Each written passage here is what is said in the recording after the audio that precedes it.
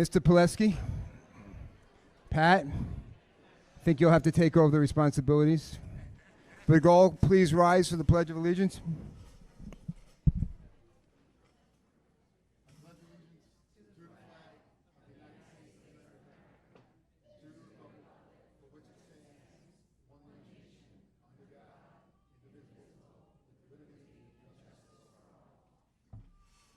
You all may be seated. Welcome to the regular monthly meeting of the Lynbrook Board of Education for January 8th. June 8th. I'm going to get sound.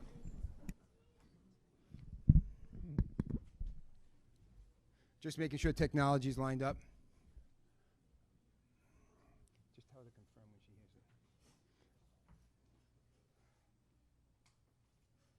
it. Or if you have it, Paul.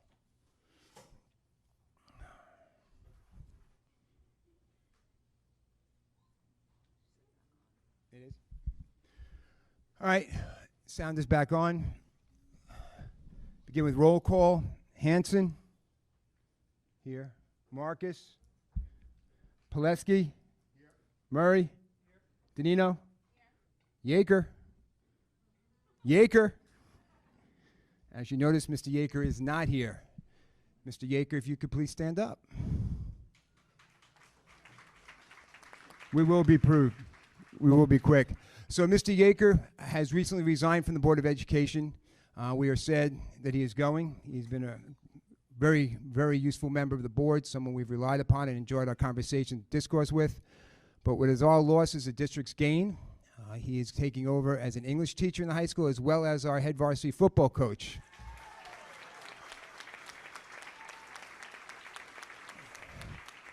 Mr. Yaker comes from a family of coaches, and I know that's always been a dream of his to have this opportunity. So I'm sure his father and his mom are very proud, and congratulations. Welcome to the family.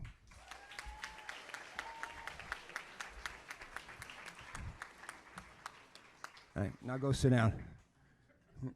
May I have a motion to accept the minutes of the May 4th, 2022 budget hearing? Mrs. Marcus, second. Mrs. Hanson, all. None opposed? All in favor? May I have a motion to accept the minutes of the May 17th, 2022 budget results meeting? Mrs. Hanson, second. Mrs. Marcus, all in favor? Mr. Kunz, Art Gallery, please. Oh, he got smart. He knew how hot it was.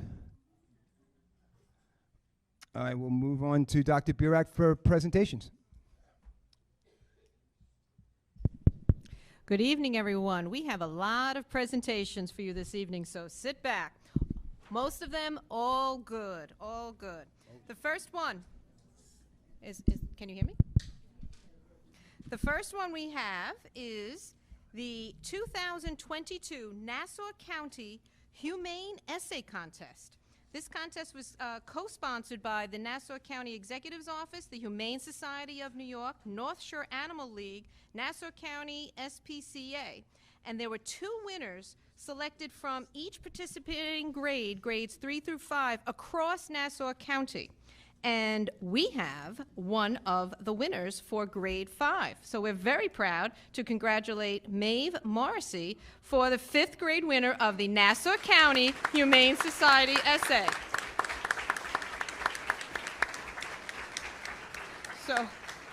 So her essay was entitled Being Kind to Animals. And I think many of us know if you're kind to an animal, you can be kind to people too. So Maeve, why don't you come up and get a shirt, a Lynbrook Pride shirt, Maeve?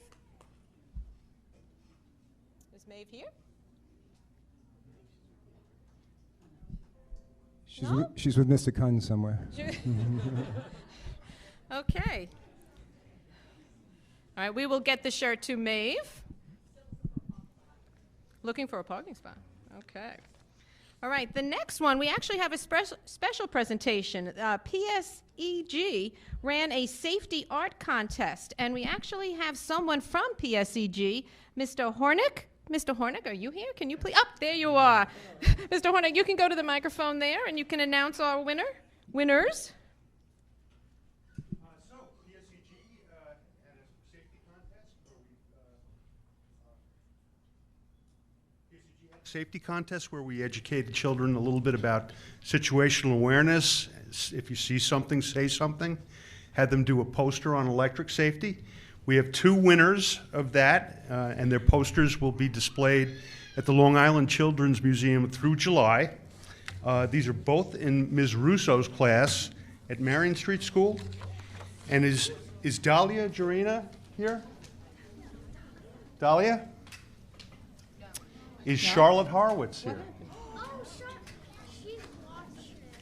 No? Okay. Is Miss Russo here? Ms. Russo. No, but the principal is here. The principal's here? Okay.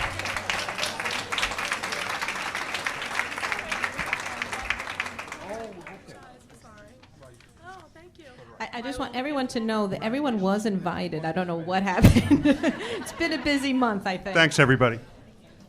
Thank you. Mrs. Mathia, can you?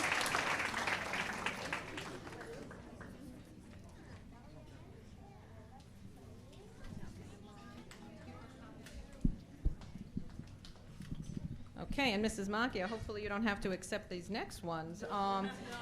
Okay.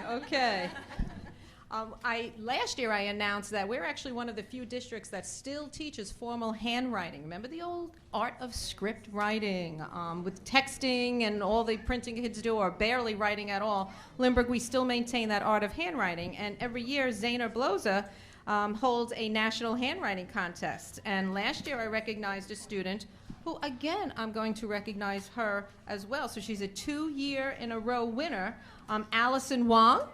And in addition to Allison, Penelope Dold. Congratulations, both girls, for winning.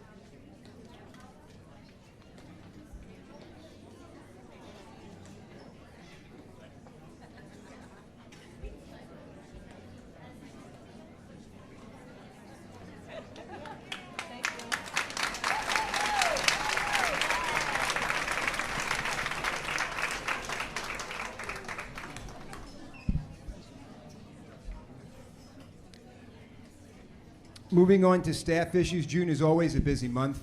We have many coming, and sadly we have some that are leaving us. We have 4 retirements this evening. If Mr. Baldwin could please stand up.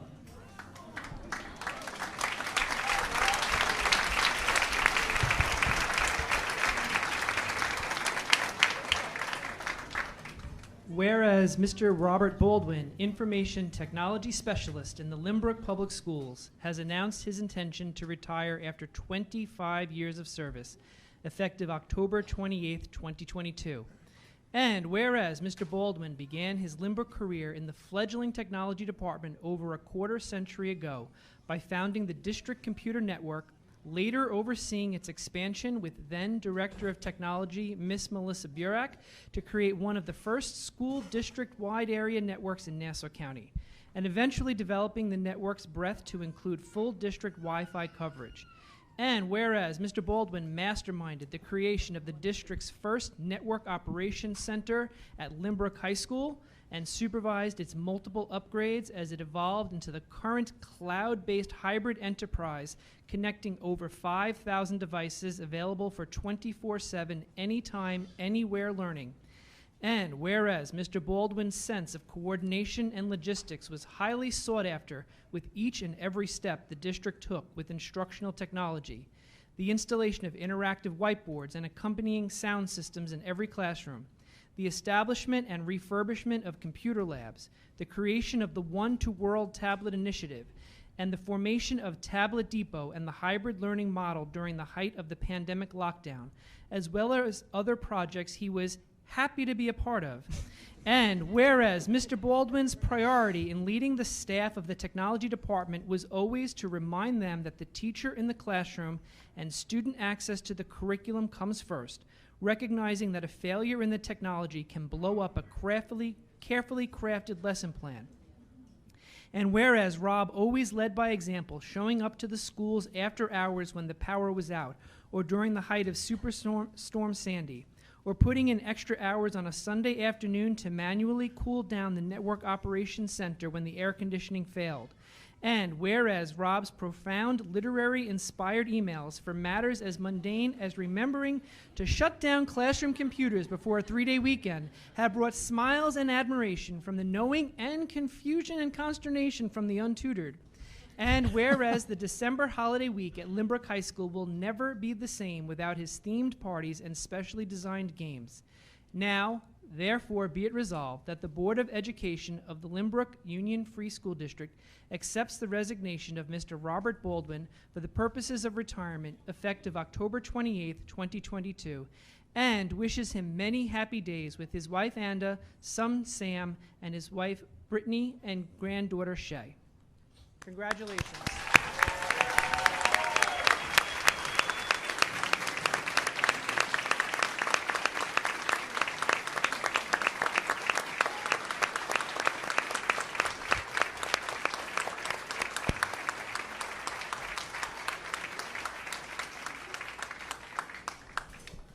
So before Mr. Baldwin comes up for his plaque, I just think he earns the right, and I hope I can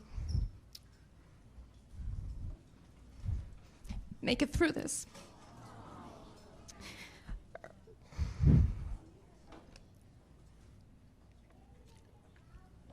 Earlier I said most of tonight was going to be happy.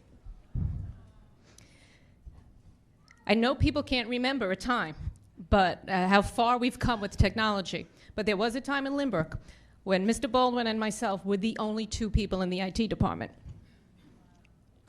And as a teacher, I fixed computers, I fixed printers, I installed programs, I helped support teachers, and that was just being a regular computer teacher. I helped support other people.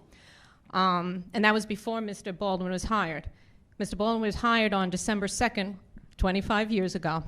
And I remember walking into his office, his workshop at the time, saying, "You are the best birthday present I have ever gotten." And to this day, 25 years later, you are still the best birthday present I have ever gotten.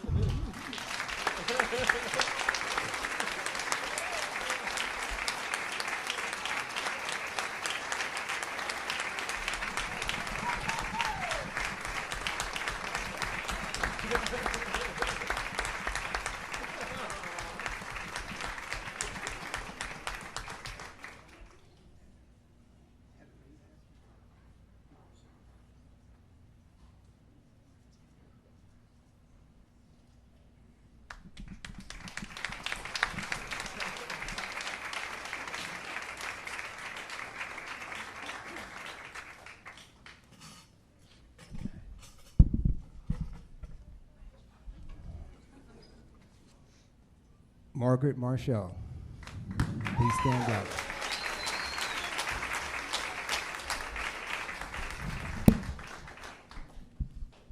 Whereas Mrs. Marshall, senior stenographer and principal secretary at Waverly Park Elementary School, has announced her intention to retire effective September 30th, 2022, after 31 years of devoted service as a dedicated professional who has touched the lives of countless staff, families, and students. And whereas Mrs. Marshall was hired by the Lynbrook School District in 1991 when she joined the Special Services Department as a stenographer for 9 years.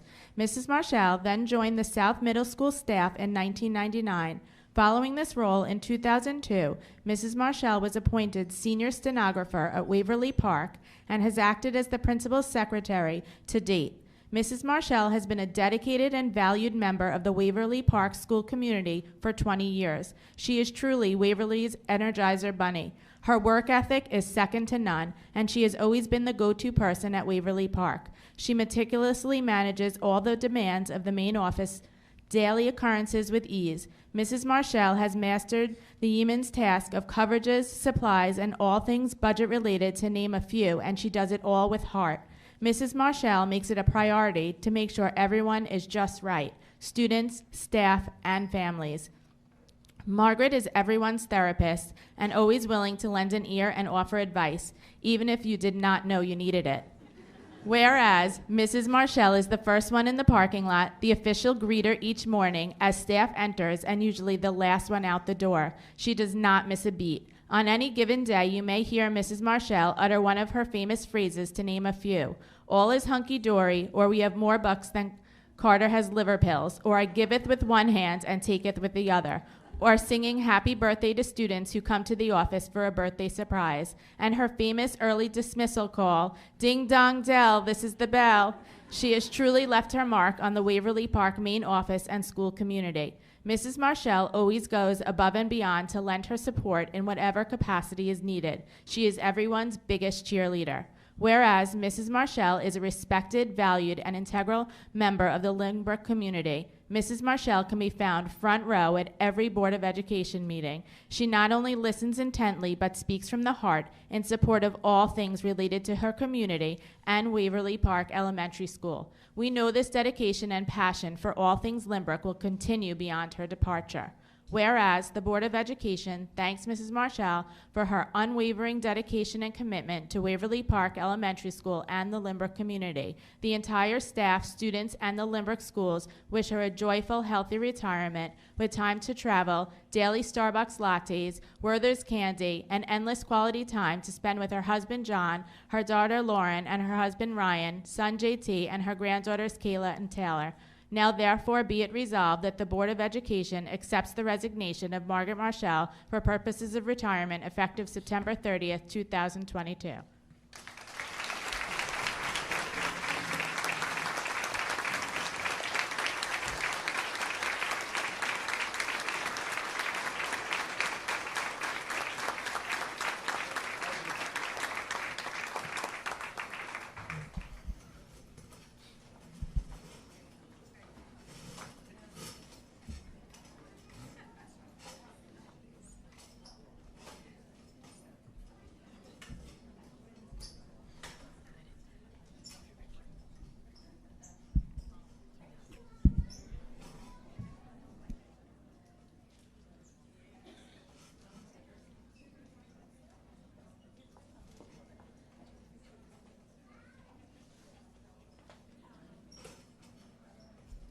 Francisco Marte, please stand up.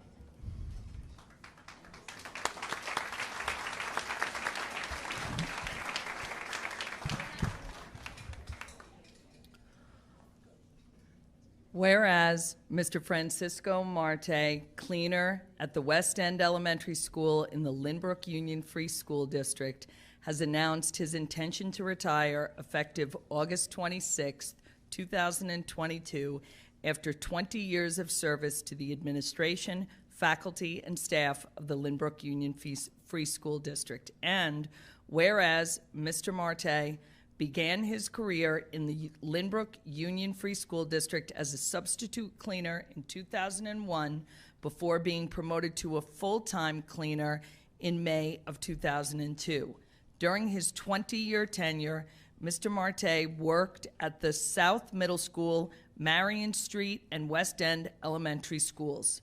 Whereas the Board of Education wishes to thank Mr. Francisco Marte for his service to the Lynbrook School District and wish him a happy and healthy retirement with his wife Claudia, his daughters Clarissa and Miriam, and his son Jorge Luis. Frank plans on enjoying splitting his time between the Dominican Republic and New York and being sure to enjoy his retirement years with his family, friends, and 4 grandchildren, while he eagerly awaits the arrival of his newest granddaughter in the coming months. Now, therefore, be it resolved, that the Board of Education hereby accepts the resignation of Mr. Francisco Marte for the purposes of retirement effective August 26, 2022, and wish him all the best in his future endeavors.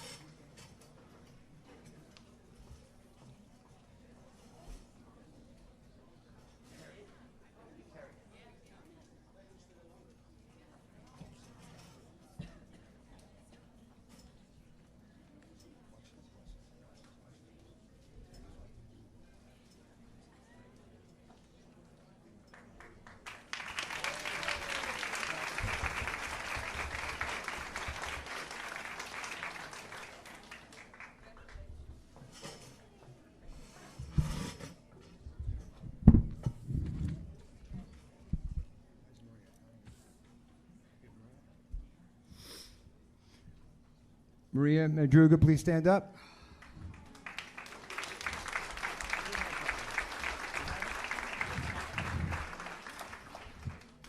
Whereas Mrs. Maria Madruga, stenographer in the Lynbrook Union Free School District, has announced her intention to retire effective August 30th, 2022, after 21 years in the Department of Special Services. And whereas Ms. Madruga was extremely passionate about her work in the Office of Special Services, where she supported the department in facilitating the scheduling of CPSE and CSE evaluations and reviews for students with disabilities. Ms. Madruga always provided a cheery response to parents when they called to get assistance. She has been an integral part of the operation of the Office of Special Services for 21 years. Her contributions to the department and her sunny disposition will be missed by all her colleagues in the administration building. Whereas Ms. Madruga was a resident in the Lynbrook School District for 36 years, where she and her husband of 43 years raised their son Ed and daughter Nicole. And whereas Ms. Madruga has moved to Massapequa to be closer to her family and looks forward to spending more time with her 3 brothers, children, Eddie and his wife, Gigi, and their children, Eddie and Ella, and Nicole and her children, Freddie and Maddie, as well as her partner, Jeff. And whereas Ms. Madruga loves to travel, exercise, and cook, and has plans to travel more in her retirement. And whereas the Board of Education thanks Ms. Madruga for her commitment to the Lynbrook schools and wishes her a happy and healthy retirement. Now, therefore, be it resolved that the Lynbrook Board of Education hereby accepts the resignation of Ms. Madruga for the purposes of retirement, effective close of business on August 30th, 2022.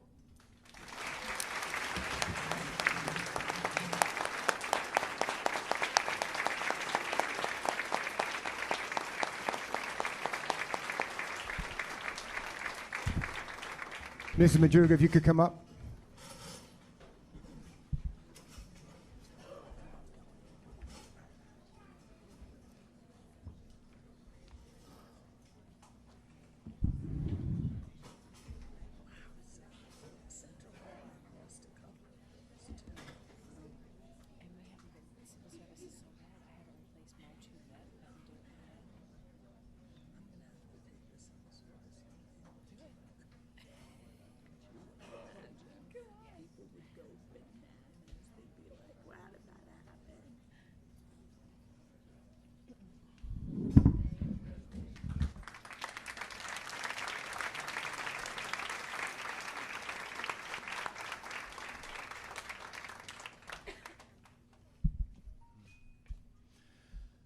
So sadly, as we lose some, happily we gain some. We have many teachers receiving tenure tonight and some appointments. We held a reception earlier in honor of those teachers receiving tenure before the meeting, but we'd now like to publicly congratulate them. Please stand when I call your name. Principal at Waverly Park, Allison Van Hazel.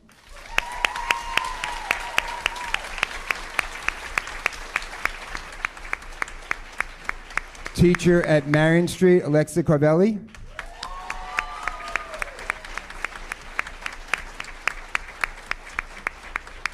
Math teacher at South, Jenna Giblin.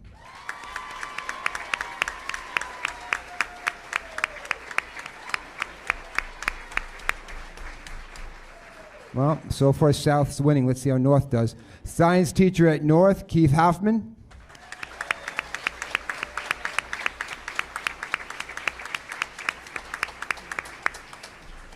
Reading teacher at West End, Melissa Kulikowski.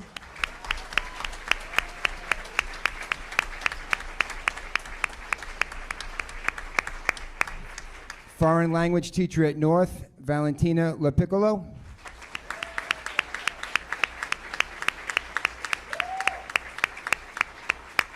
Science teacher at South, Caitlin Picht.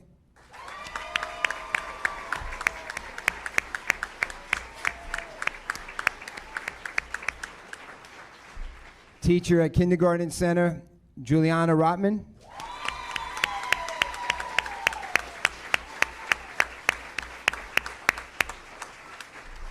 Science teacher at South, Matthew Schneck.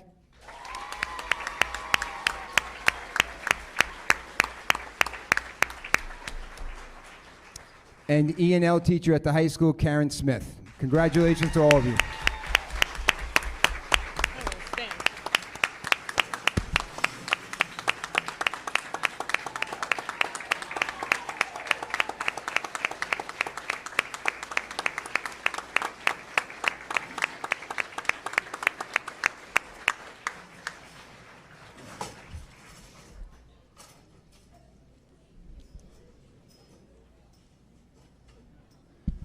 We also have some new staff appointments this evening. Assistant principal at the high school, Brian Garcia. Please stand up. Stay standing. Brian, sit. Stay standing. This You're is in the trouble beginning of already. the embarrassment. I just got finished telling those up for tenure that we're finished embarrassing them for their probationary period. Yours is just beginning. Did I say retired? Tenure. Just so you know, Mr. Garcia is being announced as the incoming assistant principal for Lynbrook High School, effective July 1. He will fill the role currently being served by Mr. Cirosi, who became the school's principal, as you know. Mr. Garcia will come to Lynbrook after having served as the vice principal at South Bronx Early College Academy Charter School and as the ELA chairperson and class supervisor for the 8th grade at the Dr. Richard Izquierdo Health and Science Charter School in the Bronx. Mr. Garcia also has teaching experience as an ELA teacher and multiple grades as a teacher integration specialist at Eastern Suffolk BOCES. He received a master's degree in education at St. John's University, where he also received an advanced teaching English to speakers of other languages certification. Recently, Mr. Garcia served as the educational panel member at a New York University event for current and emerging teachers. He is currently the manager for the Massapequa Cyclones 11U travel baseball team, and as you can see evidence right there, his son. So, Mr. Garcia, we welcome you to Lynbrook High School. He's already getting standing ovation.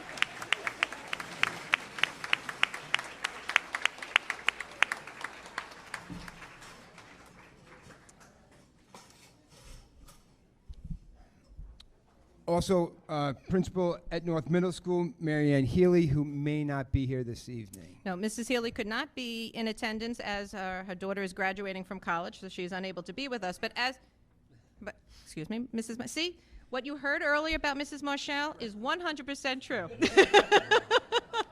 She's still giving me orders. As you know, Mrs. Healy is the current interim principal at North Middle School.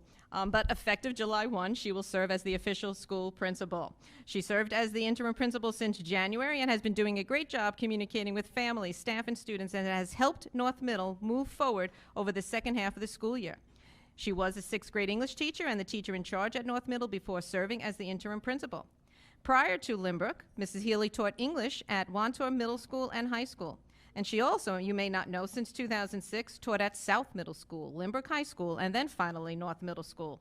She also taught at Our Lady of Peace in Lynbrook, Mineola High School, and Junior High School 231Q in Springfield Gardens. She earned her bachelor's degree in English at Queens College and a master's degree in education from C.W. Post. and she received her administration certification from Dowling. So we welcome her back, and we wish her well as she begins her new role July 1st.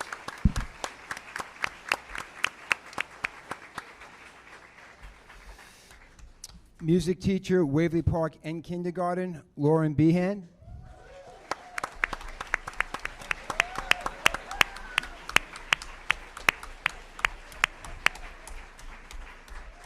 Physical education, health teacher, high school, Brian Donaldson.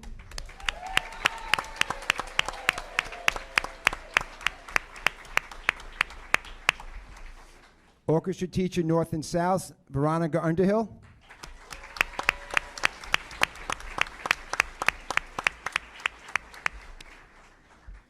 Audio-visual helper for the district, actually working with us tonight, Brandon Larkin. Who is a graduate of LHS.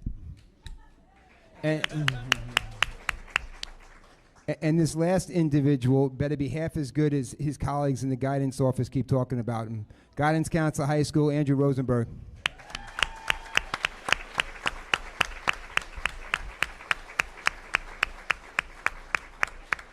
Now he can live up to the pressure. Also want to congratulate Stephanie Cruchet on her appointment as Director of Information and Security Systems.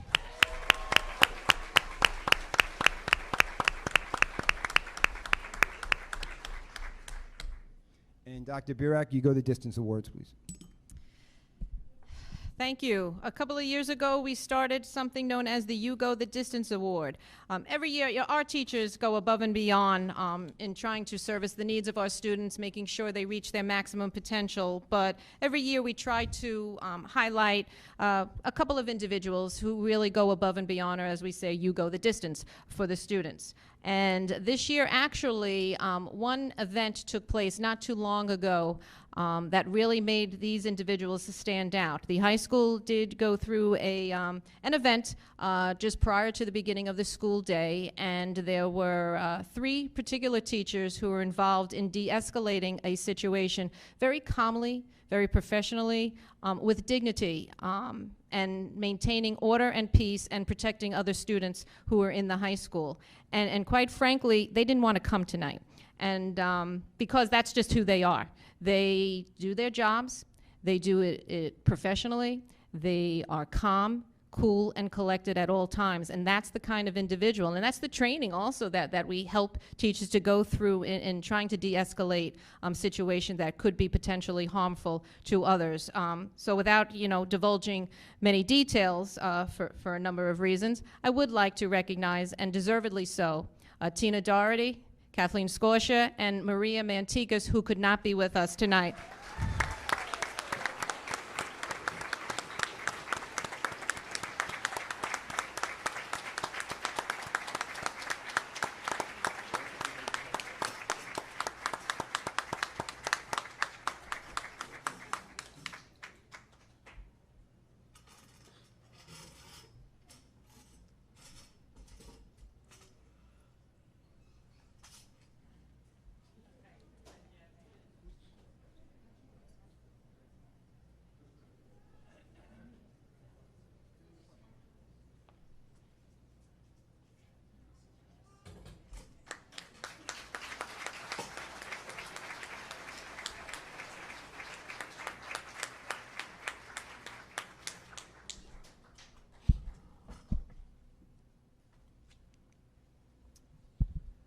Well, as Dr. Burak had said, there was good things tonight and some sad things. Unfortunately, in addition to Mr. Yaker, it is Mrs. Hansen's last meeting after 9 years on the board, and she will be missed. I have learned actually a great deal from Mrs. Hansen. Most importantly, be her passionate and aggressive pursuit of showing support for our special education program. So that will always be appreciated and never forgotten. I have learned so many new words to my vocabulary from Mrs. Hansen I greatly appreciate. So I can't be the only one that learned that from her. So you will definitely be missed, Heather. I've definitely enjoyed our conversations and the debates that we have had. Sometimes it's not as you see here. There's a lot of conversations we have to take place that don't take place publicly because they're for executive session, and it's always been heated. And I guess you don't really all the time see all the work that the board members do. I sit up here and I do the script, but there's a great deal of work and passion that goes into the work being done. And Heather has always brought that passion and energy to all the issues we discuss. So I always appreciate that, and thank you, Ms. Hanson.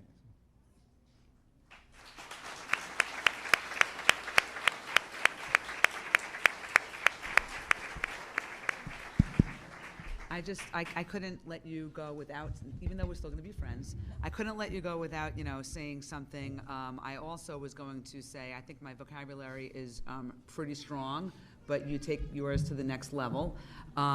You are very, you know, like Billy said, very passionate about your causes, about the students, and I, you know, enjoyed working with you over the past 9 years. You know, thank you for your service to the district.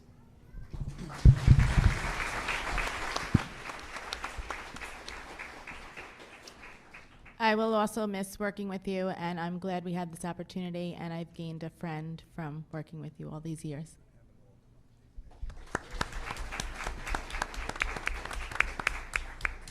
Heather, I only had the opportunity to work with you in this capacity for 1 year, and in that time I appreciate your mentorship, advice, and late night calls to help me understand what was going on.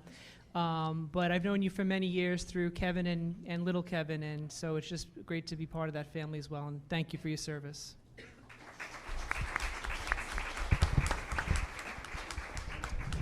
Well, Heather, I just want to say that when I ran for the board, you gave me some great advice and took me under your wing to a certain extent.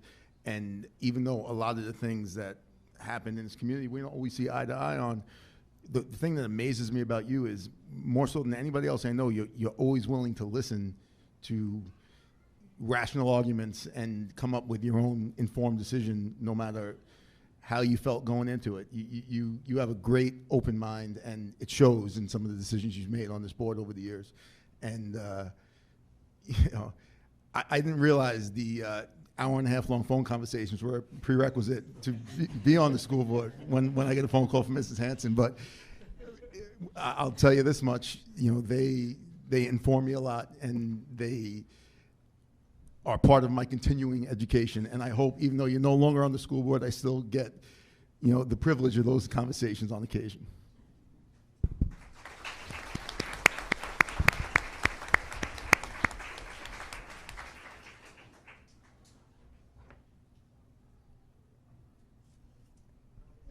Okay. Don't make me put you on the stopwatch. Okay.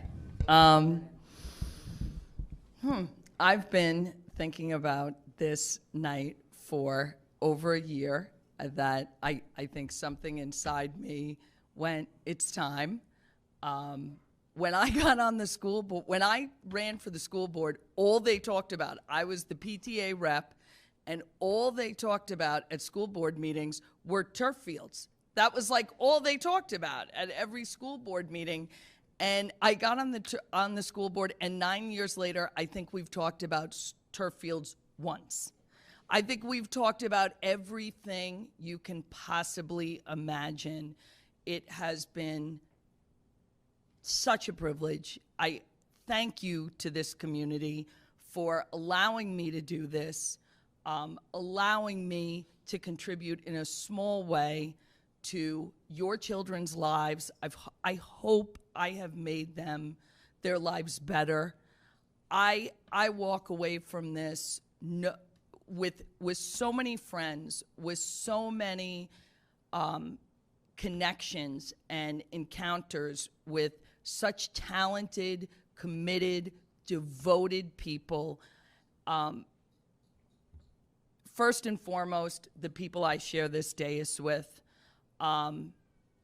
Pat, I think back, the first text I ever got, this Pileshi guy, who are we voting for? This Pileshi guy? It was from a friend of mine, and I said, I've talked to him, smart, asks great questions, that still holds. There's so much intelligence and integrity and leadership there. I am so excited to see what you're going to do on the board. Sean came in from the first meeting prepared like he has always been here. Just a true asset, insightful, experienced, and just a wealth of knowledge. Leslie, there is just nobody who loves being on the board like she does. She loves the questions, she loves the community, she loves the events. I have no idea how she keeps up with these 4 busy children, and her and all her work in the community and to her own career. And honestly, my nails have never looked better, and it's your influence. You walked so I could run, frankly. Ellen is the person who's going to take my seat. I'm going to look at you, Andrew Lunar. You're going to hear her in executive session go, I have a question. If you're writing, stop writing and look up. If you're chewing, stop chewing and look up. Because she's going to ask a question. That's her superpower. Ellen asks the great questions and has probably more than any person on this board quietly made a huge impact on this community and your kids' education. Mr. Belmont, there are times in your life where you meet people who are doing exactly what they're supposed to be doing. It's been challenging, it's been difficult, but you were the person who should have been the president of the Board of Ed for the last 3 years. There were times I marveled at your ability to handle really difficult situations. Even if I didn't necessarily agree with your fine points, I walked away going, nobody could have handled that like he could. At some point in my life, I'm going to run a meeting, and I'm going to think about you, because to me, you're the gold standard of how to run a meeting. Nobody works as hard as he does. Nobody is obsessed with your children for free like he is. And since we're talking about people who are obsessed with your children, we'll talk about the staff up here. Paul Lynch, rock solid. He's great with the numbers, and he's as good, if not better, with the public. I've never seen somebody explain numbers in such an entertaining way. And we've come to take it for granted in Lynbrook. Like, we're like, oh yeah, the audit went great. Oh, the budget, all the numbers work out. And the audit committee, which I sat on for years, has to say to us, no, he's really doing it great. Because we kind of just take for granted that Paul's nailing it. And that's part of what makes this district run as good as it does. It's on a lock, like this one over here. Maureen, poise, who HR, poise, intelligence, patience. There have been so many amazing people who you have brought to this district, and again, quietly, without a lot of fanfare, has made your kids' lives better in so many ways by exposing them to amazing talent. My buddy, and she sat next to me for how many years? Jerry Belekas is not here, and I would have just kissed him on his forehead had he been here, and that just would have been terrible. Jack, it's been a pleasure. It's been a pleasure. Jack, who is just our attorney and does a great job and is just what you want in a district attorney. He does a great job. Dr. Burak. Dr. Burak, years from now, they're going to look at these things that have happened in this district. The North Middle Extension, the Marion Street work, Waverly Park, the elevator, the high school bond, the alternative high school, the massive expansion of special ed, adding of sports, and they're gonna end the pandemic.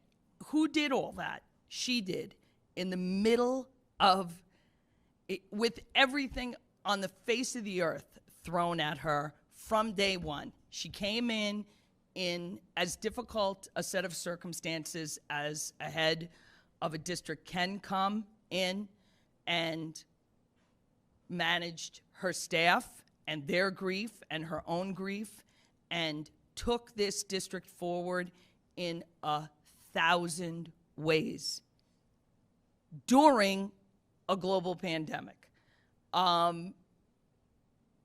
People don't realize we did extended year.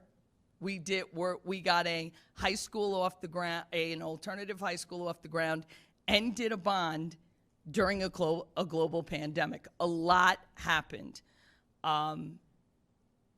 You've been transformative for this district. It's been an honor. It's been a pleasure. Way to break that glass ceiling.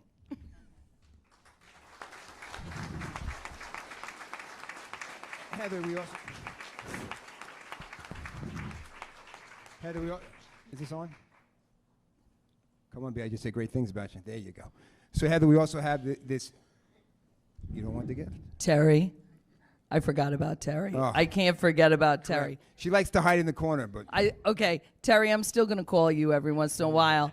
I love Terry because Terry laughs at every single thing that I say. But seriously, Terry is Melissa's right hand, does an amazing job, and keeps all of us in check, and is amazing. She's mine also. She really hides, because if everyone realized that she really runs everything, we don't want anybody to know. But Heather, why don't we take a picture with the full board, getting your gift in front of our. Game on.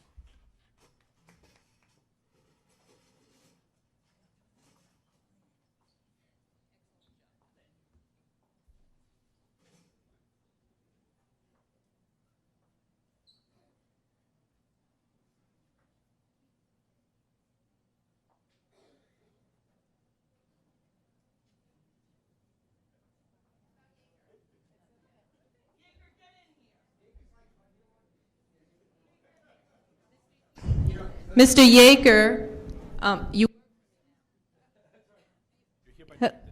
you work for me now. Please stand.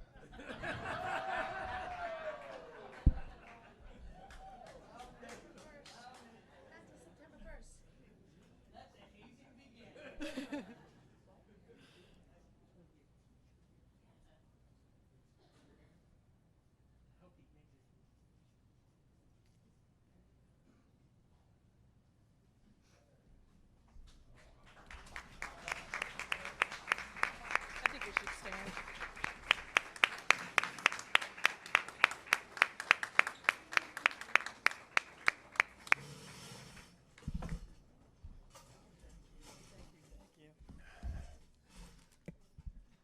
Now, as the expression goes, if you got tenure, if you retired or you were appointed, you don't got to go home, but you can definitely leave here.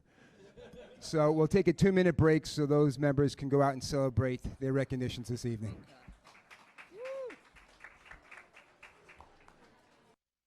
Moving on with reports from trustees. Mr. Murray, could you report on the policy committee, the first readings? Sure. We have a number of new and some revised policies that the policy committee met to work out. I'll just very briefly, 1405 is it creates a formal process by which someone can complain about the district misusing certain federal programs, and that's required under ESSA, the Federal School Funding Act. 4320 is revised language to make our current policy line up with the new lease and purchase agreement that we've made through BOCES. It just puts our policy in line with our practices. 4531 is an adjustment to language for overnight student trips to just better align with our actual supervision needs and bringing that policy up to date. 6145 is just a renumbering of an existing policy because that number is now required for a new policy, and then it actually also revised to reflect our current actual reserve funds. There was an old one in there that didn't belong anymore. 6640 is just some changing in the language to reflect that we are now digitally maintaining our inventory list as opposed to paper.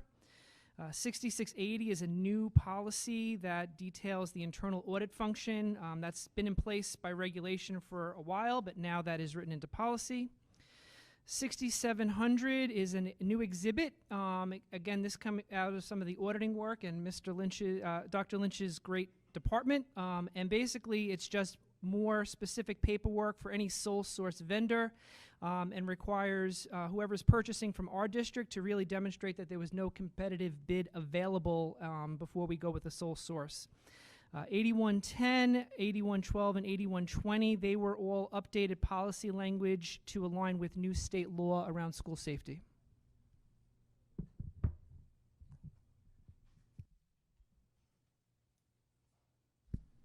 Any board members have any comments? Also, I'd like to ask for a motion to waive the literal reading of all those policies and just go with your summary. Can I have a motion, Mr. Pileski, second, Mrs. Dinino, all in favor? You have that, Terry? Thank you. Anybody else have anything to report? I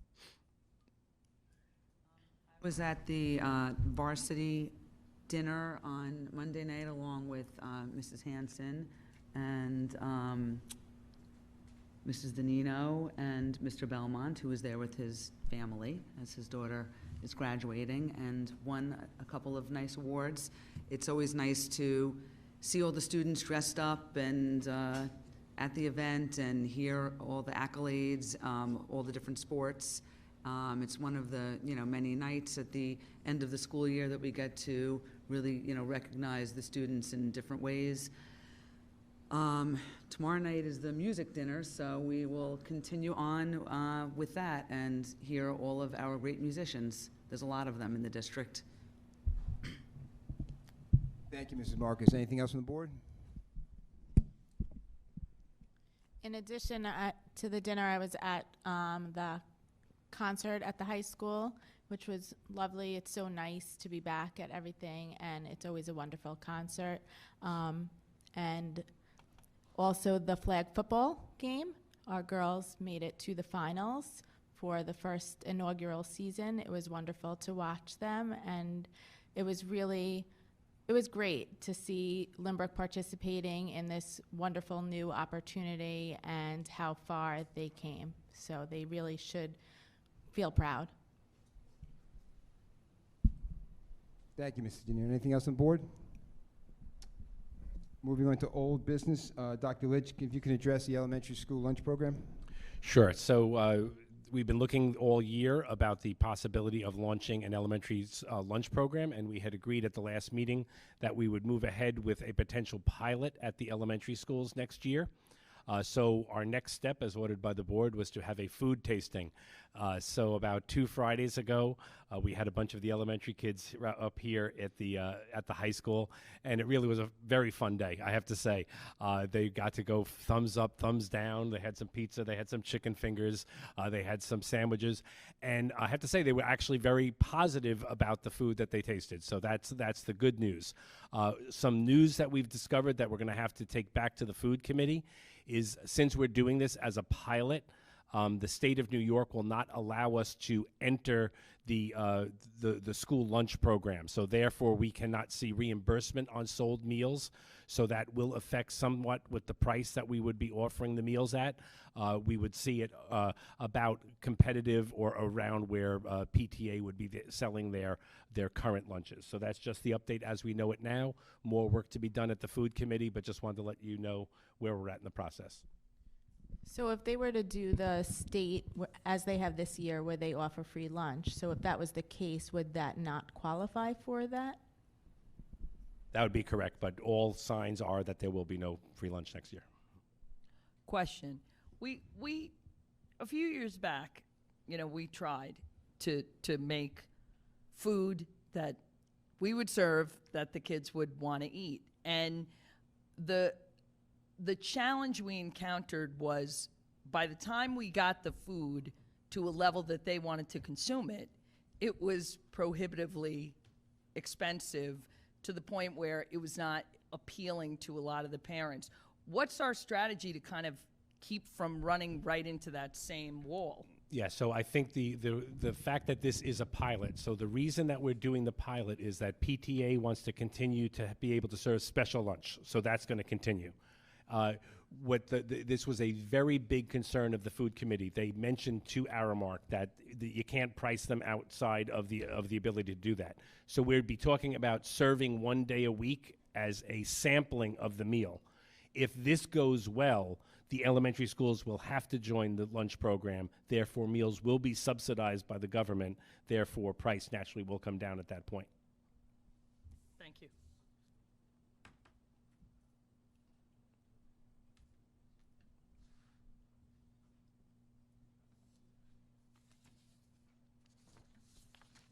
Going to go out of order, especially because when I was growing up in Lynbrook, I was obsessed with being an astronaut.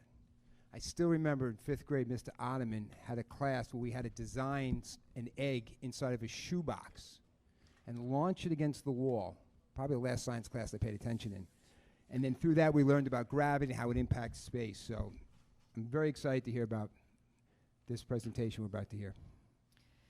So before I turn it over to Mr. Vasalico, I get things across my desk all the time to special projects, programs that if we have any interest in it, and I forward it on to the different chair people, directors, other administrators in the district, and I can always count on Mr. Vasalico for sharing my passion for this, and Mrs. Hanson, I appreciate everything you've said, but also STEAM, my heavy emphasis on STEAM, and especially women in STEAM, as we've tried to promote to try to get more females interested in the STEAM areas. So this one came across my desk, and I got so excited by it, and I forwarded it on to Mr. Vasalico because I just thought it was a great way to try to get a lot of kids involved and also interdisciplinary. And literally in less than an hour, he responded back that he's all in. And then he was able to also get buy-in. He's got a lot of teachers, and we're very pleased to share with you this new program that we're going to be launching. Literally. How was that? Was that good? Literally launching, yes. Thank you. Like Dr. Burak said, a little over a month ago, she had forwarded me some information about a program called the Student Space Flight Experiment Program. And like she said, we were extremely excited about this opportunity. And so right away, we formed a team, which we lovingly called our Mission Control Team of administrators and teachers, and pulled together a plan which we submitted to the Student Space Flight Experiment Program. And we are very happy to announce tonight that this plan was accepted, and we are now one of only 32 schools in the country to be part and selected for the Student Space Flight Experiment Program mission number 17. And what this means is that we have a spot on a SpaceX Dragon rocket for a student-designed experiment from Lynbrook to go to the International Space Station in 2023, in the spring. Not only will the experiment that's designed by our student go to the space station, we will also have 2 accompanying mission patches designed by our students here at Lynbrook.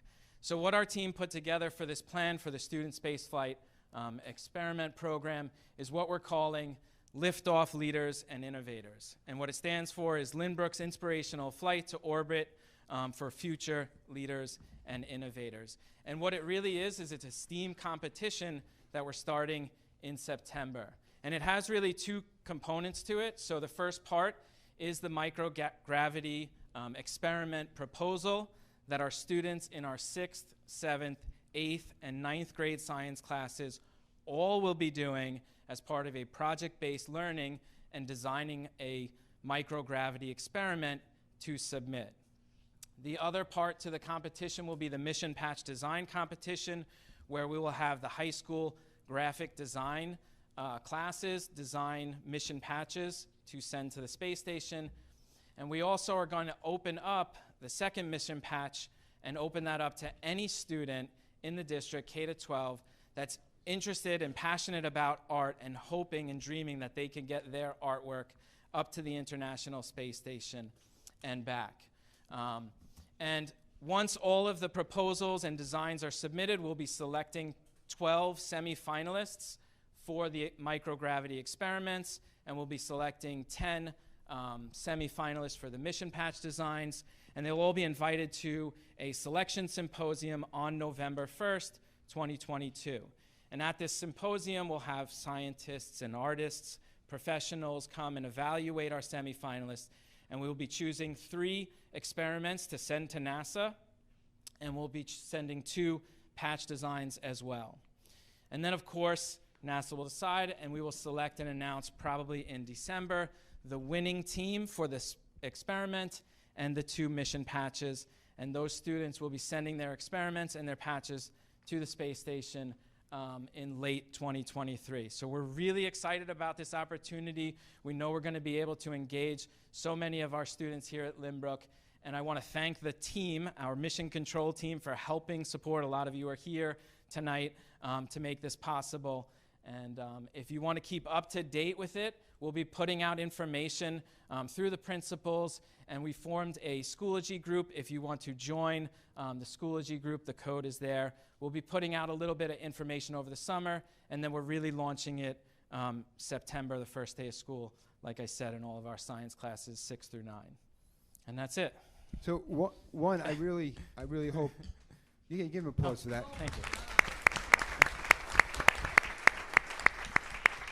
you. This just reminds one. Please keep us up to date because I think this is amazing. But you know, these are the little things that you don't see or hear about. Maybe if you didn't come tonight or you didn't watch it, you wouldn't hear about it. But just think how simple it was for this to have been missed. You know, Dr. Burek gets an email that she could have disregarded or just thought nothing of it, but she took the time to look at it, and she took the time to send it to the staff. And the staff could have disregarded it and said they're too busy or they're doing other things, but they didn't. And they said, hey, this looks exciting.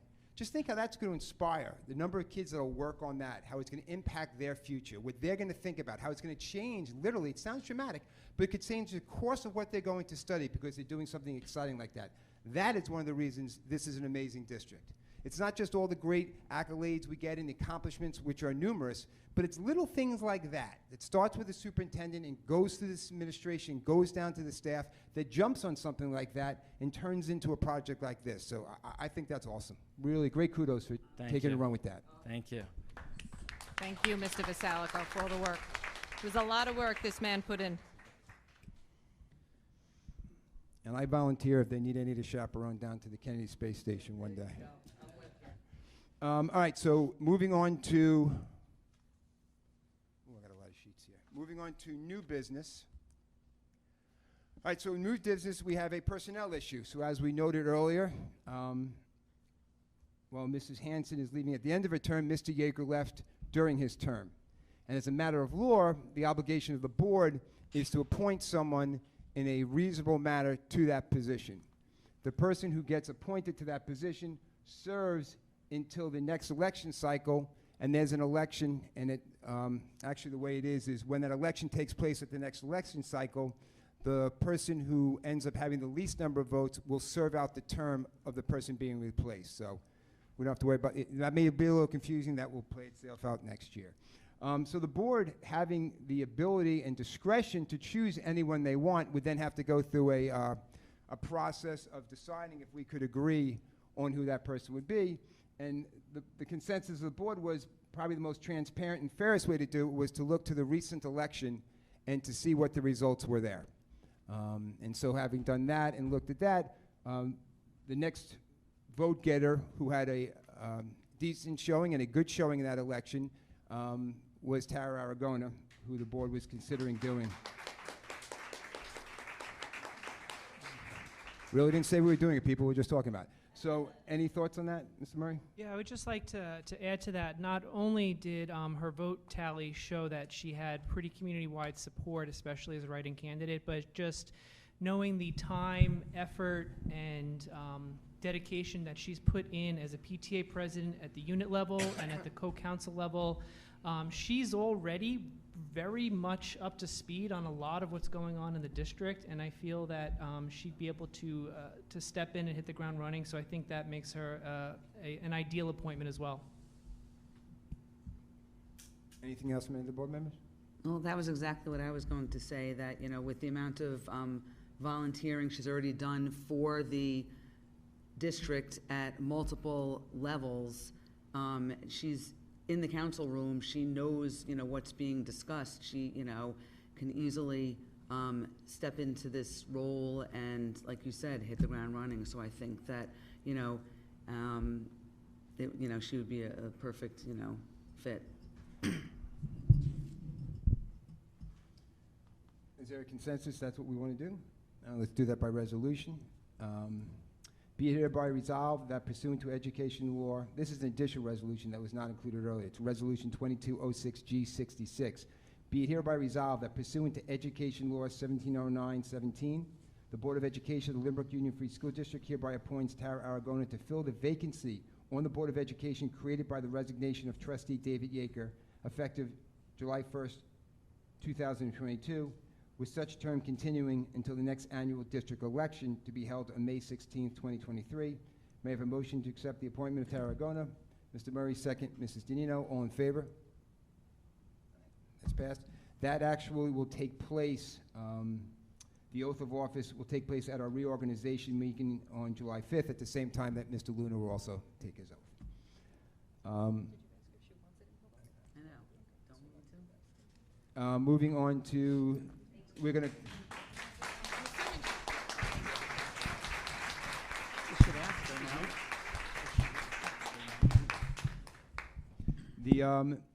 moving on now, we're going to actually close this meeting, and Dr. Lynch will open up our district safety plan meeting.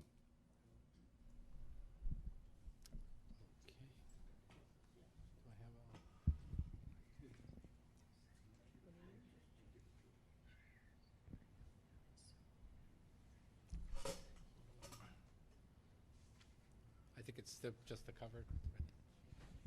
Yep, there we Yep, that was it. go. Okay. Thank you. So tonight is a requirement of the New York State safety law. So by law, once a year, we must present to the community with the opportunity for community comment on the district-wide safety plan. A couple of things that I have to note about tonight. We are talking about the district-wide safety plan. That is the public plan that is available on the website. It is the one that we can discuss in public. It is the one that we frequently discuss in public, and that's kind of the ground rules here. Part of the district safety plan are individual building plans. So each of the 7 buildings have their own building level plans. By law, we may not discuss them under any way, shape, or form. I need to be clear before public comment that we may not, by law, discuss anything in building level plans. If you do a little bit of thinking about it, we do not want to give bad actors any understanding of how we defend our building and how we defend our children against those bad actors. The documents that the principals fill out in conjunction with their safety committees are highly confidential documents, one of the few documents in educational law that are not subject to FOIL requirements. So those are the ground rules tonight. I think it's important to set that. And then moving on, I will now start to talk about the district-wide safety plan. So by law, we have to review this once a year. It actually starts at the district-wide Health and Safety Committee that meets about 4 or 5 times a year. There is a requirement that we post it for public comment on the district website. And basically, the important thing that happens here is when you read the plan, it establishes district-wide and building-level incident command structures.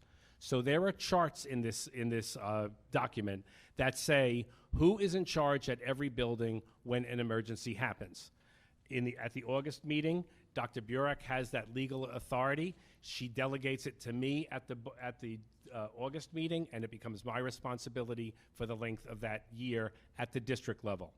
At the building level, each of those principals are the building level safety incident commanders. We have an incident command structure that goes 5 people deep, so that if the principal is out of the building, someone else immediately steps into the role. If that person is out of the building, someone else steps into the role. People are very conscious of this. It's actually, you know, I don't want to say it's a joke, but when I leave the building, I literally turn over command. It is just like you would see on the movies. I literally call down to Dr. Berman or Dr. Burek and say, you now have incident command. I'm going to a BOCES meeting, and they then take over that incident command. That becomes very important because when law enforcement shows up in an actual emergency, they will want to know who's in charge. The incident commander's job is to execute the building level plan with precision. So it could be evacuating kids from a building, it could be sending kids into a lockdown, or it could be doing a lockout procedure. That is the basic job of the incident command team.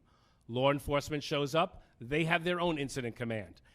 Our incident commander surrenders control to that incident commander. Now Lynbrook PD is in charge. The 4th Precinct is in charge. Lynbrook Fire Department is in charge. And they investigate the incident. When they see that it is safe and that we can proceed normal operations, they then tell our incident commander, and our incident commander then is able to release whatever procedure we have put in place. It sounds very hierarchical, and it is. We drill this constantly. Everyone knows when they're in the hot seat and what they need to be doing to respond to that. So that's really the most important thing that this plan does. Other things that happen is we're always drilling. There are laws that say that the principals must conduct 12 drills a year.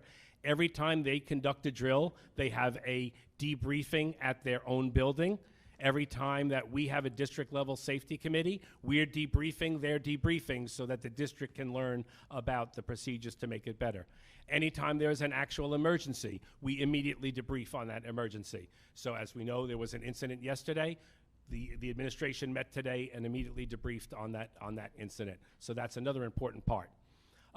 It anticipates the hazards. We literally, and at the buildings here, we start to think, what could go wrong? We're very depressing at times. We're thinking of, okay, what would happen if a gas truck spilled over on Sunrise Highway? Oh, wow, it happened in Rockville Center a couple of weeks ago. Those are the types of things that we're always trying to tabletop. We're always trying to think through. And we do have those discussions at district level and, more importantly, at the building level. A couple of other things recently. This always had an appendix called a pandemic plan. It kind of sat in the back and no one really paid attention of it. And it's been there since I think around 2005 or 2006. Well, guess what? We had a global pandemic, so now we had to institute that plan, and now this is where you will find what our actual pandemic plan is. And then, as I indicated before, when the board adopts this plan in August, they will also be adopting those confidential plans that the principals have briefed me on. So what happens? Who are the district-level safety committee? The board appoints them every August. It's a representative of the Board of Education. The superintendent and her entire cabinet is there. All school principals ex officio are there. Our major directors of facilities, health, guidance, technology, and our technology coordinator are there. There is a requirement that all bargaining units are present. We are very fortunate in this community that members of the Lynbrook Police Department and the 4th Precinct are pretty much always there, as well are people, our Homeland Security liaisons. So we have a very active police presence. A representative of the PTA is there. We have a student on the committee. We have a BOCES health and safety consultant, and our insurance carrier is also there, and that can actually be very handy at times. So that's who composes the committee. So what are the requirements of the plan? If you take a look at the back of the plan, it basically says who needs to come to work during a pandemic. And we list the titles so that if the governor, so what happened last time, the governor said, no one's allowed in a school building unless you've designated them to be allowed in a school building. We have a list that says we're allowed to walk into a school building. Our nurses are allowed to walk into a school building, and it details what those hours are and how we would handle that. It's required consultation. We can't do safety without consulting with our bargaining units. There are protocols for telecommuting. We talk about staggered workloads. We talk about PPE. We talk about contact tracing. And we talk about required collaboration with the local entities. A new thing this year, and I say, not to critique the state, but part of the building level plans is a reaction to a cyber event. That really is a district level response, so each of the plans basically refers it back up to central to do that. So that's kind of what is required in that plan. So what happens now? All right, so the Health and Safety Committee met about a week and a half ago. They have been, and when I say they review this plan, they actually review this plan. People who are sitting in this room right now called me on the telephone with ideas of how that plan should be changed. There are people in this room who sent me emails to say, this needs to change, that needs to change. Finally, we take that draft and we present it to the Health and Safety Committee, and they approve it to come to here tonight, which is the required public hearing. The board will then review it for the next 30 days, and then at the July meeting, they will direct me to put it onto the website. When I put it on the website, you all have an opportunity to comment on it to me via email. In August, it will be adopted. The board will appoint the district-wide safety team. On or by September the 1st, we must convey it to all our police entities, the state police, Lynbrook Police, the 4th Precinct, Lynbrook Fire, Hewlett Fire, and then we continue to do the plans with the local police. That's technically by October 1st, but we always have it done by September 1st. So that's the timeline that will get us into compliance, so that you all know when it is on the district website. This is where you will be able to find it. It is under the district tab, under health and safety, and then the plan draft is right there. One thing I do want to highlight of what's going to be going on in this year, we thank the good voters of Lynbrook who approved Proposition 2 in the last budget vote.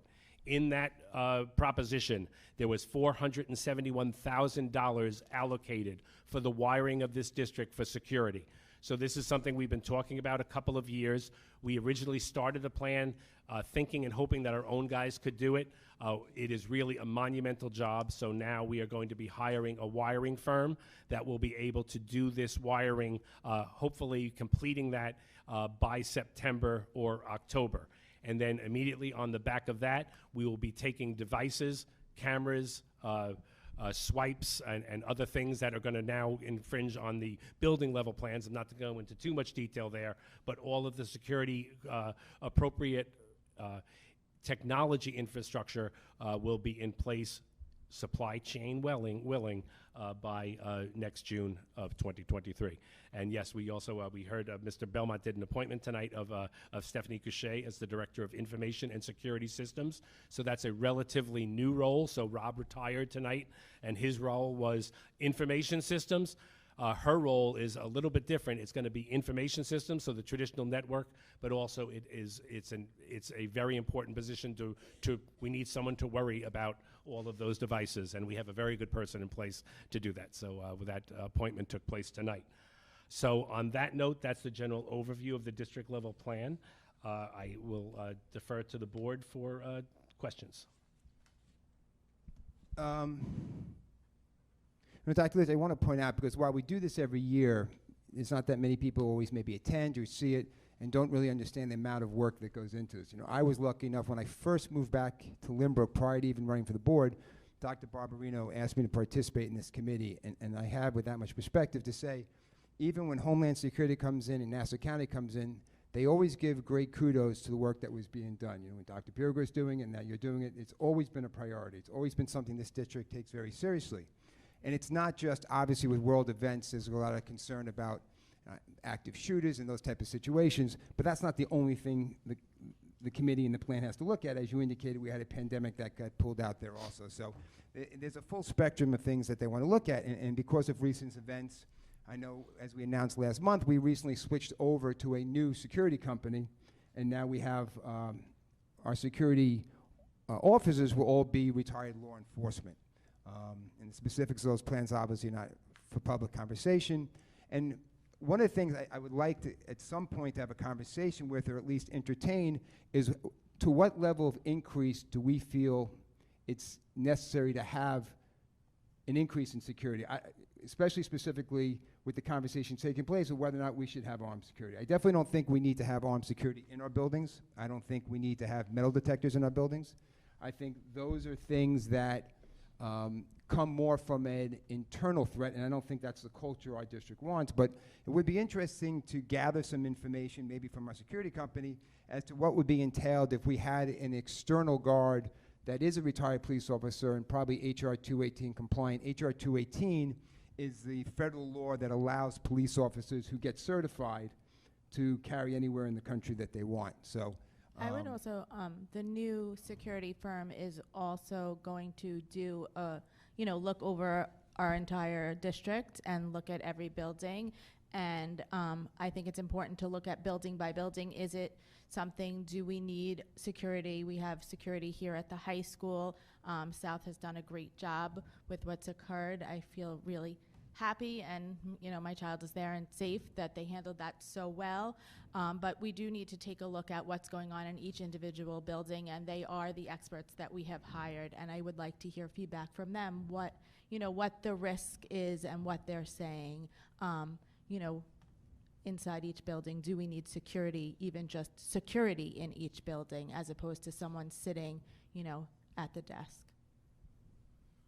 If I could just add to that, I've worked as a building principal in a number of districts and am part of that safety plan construction. And in any county-wide conference that I've been to around school security, Lynbrook has always been lauded as a district for others to aspire to.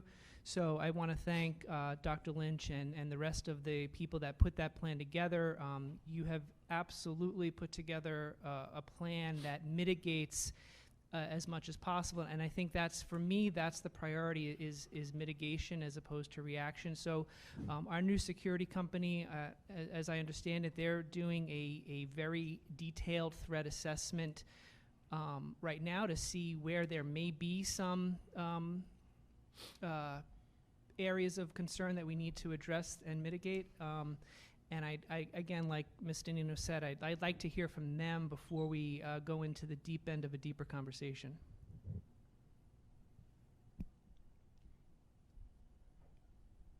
So I just want to be clear that I'm hearing two charges from the board tonight. One would be to investigate the ability to expand security into other buildings and to investigate the possibility of armed guards. That as not as a decision, but as something that you would like investigated. Right, I'm not sure, I may be the only one with sentiment on that. I think the culture of our district is not so much that there's an internal threat, but my perspective is that if an armed threat shows up at the building, if we had the ability to cut down that response time with an equal response to that, I'd like us to at least consider that.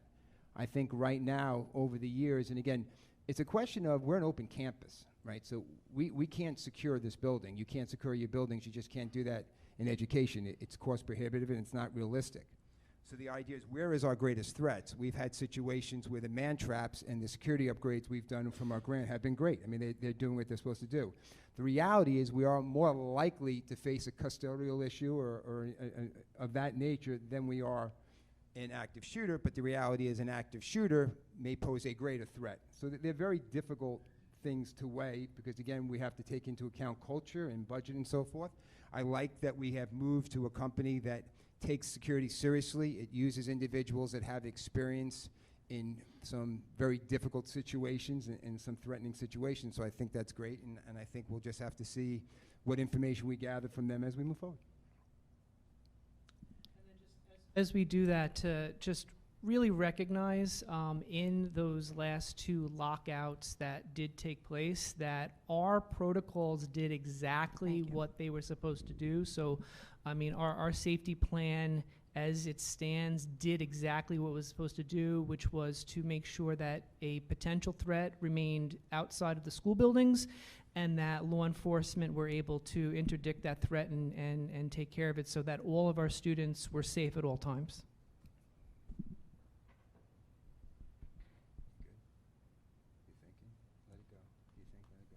At this time, if anybody from the community would like to ask any questions just specifically on this plan, you may do so.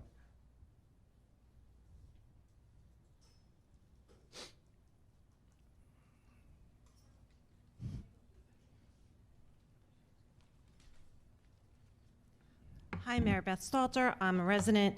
I don't know if it is about the plan because it's about safety.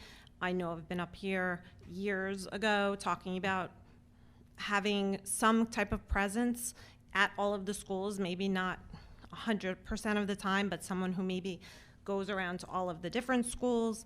I do think that that's something that should definitely be explored, and, you know, obviously doing due diligence, but just given everything that's going on in the world, I think it's difficult to say that, you know, we are not the culture is not that we would have an active shooter situation. I don't think anyone can say that ever again. So I do think that we need to have them evaluate. I appreciate that we have a new company. But may I just add to that? So part of going to this new company, we are getting a security supervisor who is doing Okay. exactly what you just said. So Perfect. that person will spend a certain number of hours every single week going from building to building, working with the principals. And as of right now, they've started the threat assessment to Okay. check our vulnerability areas, but they will be more present and be looking throughout the entire district Okay. on a weekly basis. And that's good to know. I mean, I know Hewlett has someone who drives around in a car all the time, and you just see them driving in their little security car, and I just think it makes parents feel like, there is someone, and they might not be there at the moment, but they're around. But my other question, is going to be about, and I know what you're going to say, voting in schools. Like, how are we're still having voting in schools with, like, everything that's going on. I mean, it's like insanity, and I know that it's out of your hands. I understand that. But I have to keep bringing it up again, because on election day, my phone was like all day, like, how do people just walk in the schools? And I'm like, obviously you're new here, because you don't know that what I've been doing over the years about this. So I don't know if, again, we can go back to our legislators and say, like, I know there were bills in the Assembly and matching bills in the Senate like 5 or 6 years ago, and then COVID happened, and then Brian Curran wasn't reelected, and then that kind of fell to the wayside. So I know I'm just saying that because he was one of the sponsors of the bills. We just need to, like, move on that again, because it's really insanity. It's like those days. We'll remind him as he runs for election that that's something he should keep going with. But that's, again, Yep. one of those things where people come to us, and hopefully the more community members that get involved, the more of an issue it'll be. Well, I know the School Board Association a number of years ago had come out, with a position on it. So, I would also like you guys to go back to the school boards again and say, how can we as a board, a collective board, go to the state and say, this is insane. And just During all this work, this amazing work that everyone's doing, and then on election day, and it's all like. And just so you know, they brought that up, and they did bring it up again in February, the New York State School Board Association. Okay, I appreciate it. So- I wanna and clarify- also one of the things, I'm sorry, that we do bring in we do hire extra security Understood. on voting day. But also, Understood. just so you know, my particular stance on this is well known in the county, that every year, and Mrs. Moran is laughing at me, the attorney for the county calls me personally. Because he knows he has to try to massage me in order to get voting back in the buildings, and I give him what for, because he knows I'm definitely against it. And this year we didn't have it. not that I did, is they kept pushing it off, so Okay. so that worked. But they know very well how Lynbrook feels about voting in our schools. I mean, And but it is even a with- legislative thing, and I know we say it all the time. You have to go to the legislators. Right, and I know that, but within our own, we have to have our own elections in our buildings. I even think that we need to look at that, because, there are people coming through the front door. Like, why are we letting them access through the front building? And I know that there's, we have the man trap and all that, but why aren't we, like, letting them vote in the gym, having everything blocked off and only one way in, one way out, like they do at South? I just think, that needs to also be looked at going forward. I just want to clarify, when you came up, you made a comment about, I want to make sure you didn't misunderstand my words, that there is no culture where you can say you're not subject to an active shooter. That was my point. One, there's no way to know that. It's a very random and arbitrary act. That's what makes it so scary. Absolutely. My point was the internal student body that we have is not the nature of with, I believe, we need metal detectors at our doors. I agree. Okay, I just agree. making sure No, we're on the same no, I page. understand what you're saying. It's Yeah. just that, it's obviously, I don't think any school thinks that they Correct. will ever be in that position. So I don't think you should ever let your guard But they down, may not think obviously. it, but understand that is No. part of our training and our district plan. They do handle that. No, I understand. Thank you. Ms. Rose.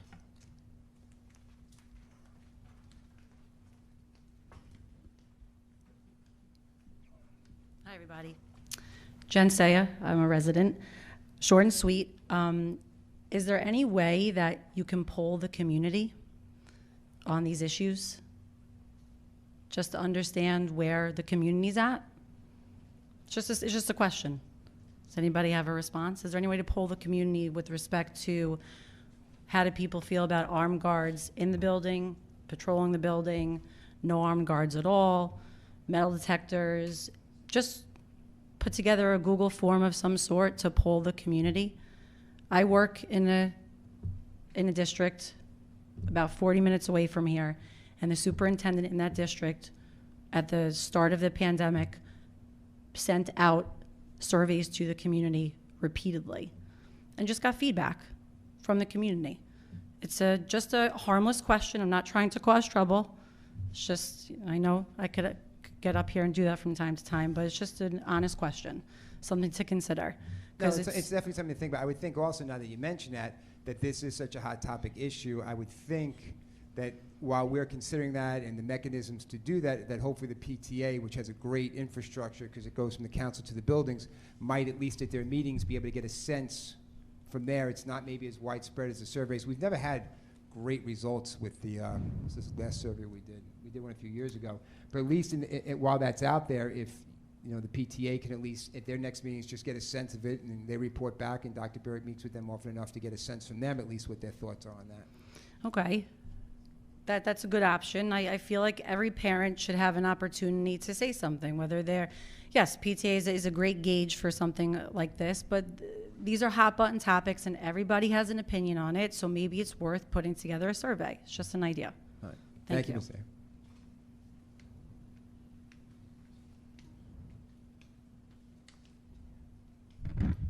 Good evening, everyone. My name is Joe Kanza. I'm in the district. I have a first grader at Marion Street. Dr. Burek, I don't know if you remember back in November of 2021, I had asked the board some questions in the wake of the Michigan shooting. And you indicated to me that you have the district has a great relationship with law enforcement, and that after unfortunate events like these, you review your protocols, which I'm certain that you do. And here we are in the wake of another, and obviously we're talking about the safety plan. And so I do agree with you, Mr. Belmont, about what our district needs and what our 7 buildings need. I don't think we need armed law enforcement or school resource officers, as they're often called, in our buildings. And that's not to say that I don't think there's a school out there that does need them. I'm sure there are schools that do need them. I don't think that our schools do. For a variety of reasons. I think we're fortunate in the safety plans and protocols that we have in place.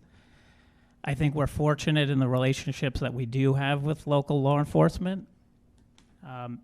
We are fortunate in where we live and the kind of response times that we get when law enforcement is called in. And so, for folks that do think, an in-house armed personnel is necessary, I know where you're coming from. We all want the best for our children. We all want to know that our children are safe. So I know where you're coming from, and while I disagree with you, that's okay. It's okay to disagree. I think this is something that should be openly discussed and debated by you, with obviously your input from the security company that you've retained.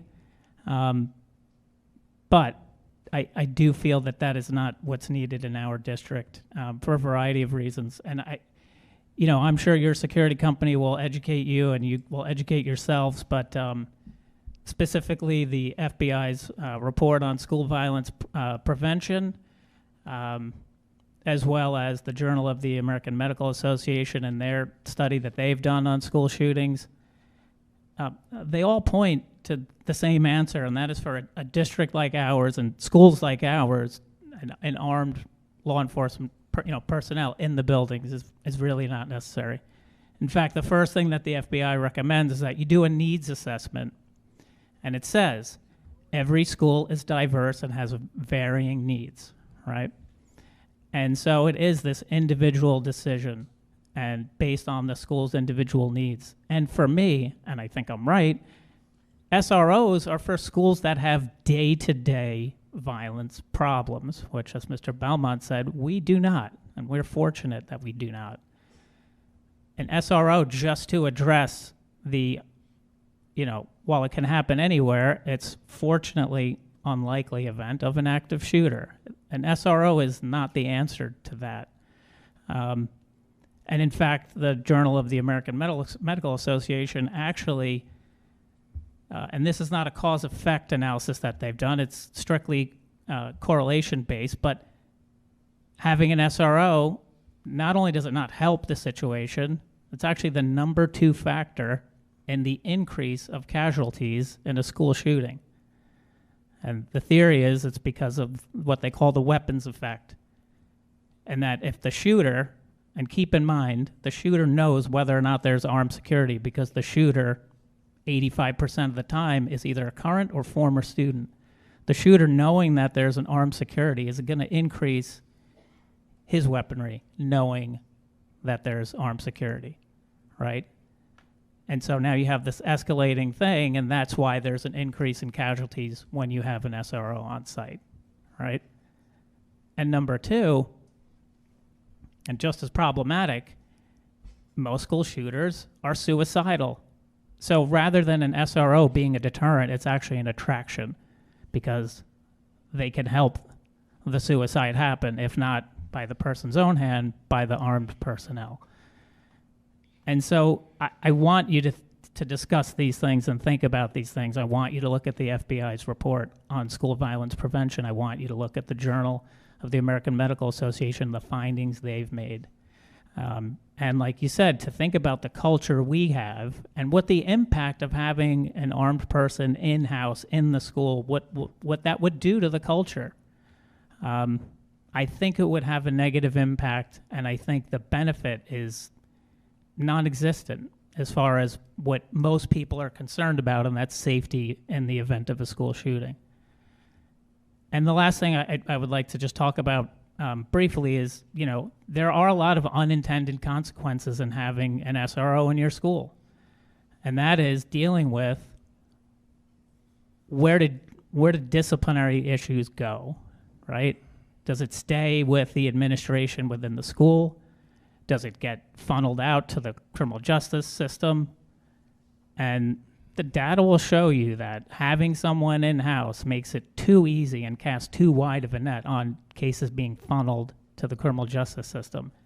And it has a very negative impact on our students. I've unfortunately seen this as a criminal defense attorney, and see what happens when young people, and they're young, they're kids still. And I'm not to say that some incidents should never go to the criminal justice system. Sometimes they have to. But when the net is cast too wide, a lot of harm is done to students and families and the community. And there is a tremendous cost associated, not just for the personnel themselves. It will affect, without a doubt, our liability insurance whenever you introduce a firearm, even if it's a firearm with, a good guy. It'll have a significant impact on that. And the last thing I guess I'm concerned with is, the impact it would have on us attracting talent in our schools. I'm sure there are teachers that want someone that's armed there, but I'm sure there's teachers that don't. And so I'd be concerned with the impact of that. So, like I said, I invite you to, you should openly debate this and, listen to each other, and you should listen to the community. But obviously, I hope that we don't change our culture here. I hope that we do not have armed personnel in our schools. I think our current plan and, I'm sorry, one last thing, and I apologize for my length, but when I spoke to you after the November shooting in Michigan, there were a lot of missed signs there in that particular case. And it turns out that in 93% of school shootings, there are warning signs. And in 80% of them, students know and didn't report it. And so I think and I don't know whether or not this goes on at the high school level, but there needs to be education and encouragement on spotting signs, reporting signs. It's easy to figure out why it doesn't get reported. Students are worried about, blowback and being a snitch and, things like that and how it's going to impact them. So then you have to think about, should we have an anonymous tip situation? But you also have to consider and educate students on the damage that false reporting can create, because students could use this as a weapon, right? Especially if it's anonymous. But I think our best defense, in these school shootings is given what the board can control, right? We can't control, gun legislation if that's whoever thinks that's an answer. We can only control, what the district plan is. And so I think the most important thing that you all can do is educating folks on spotting signs, reporting signs, how to do it, and encouraging them to do it. And so I think that's all I have. And I thank you for your time, and I trust that you'll openly debate this and take in all the information you need to take, and I do hope you come to the decision of not having armed personnel. Thanks. So, Joe, Yes.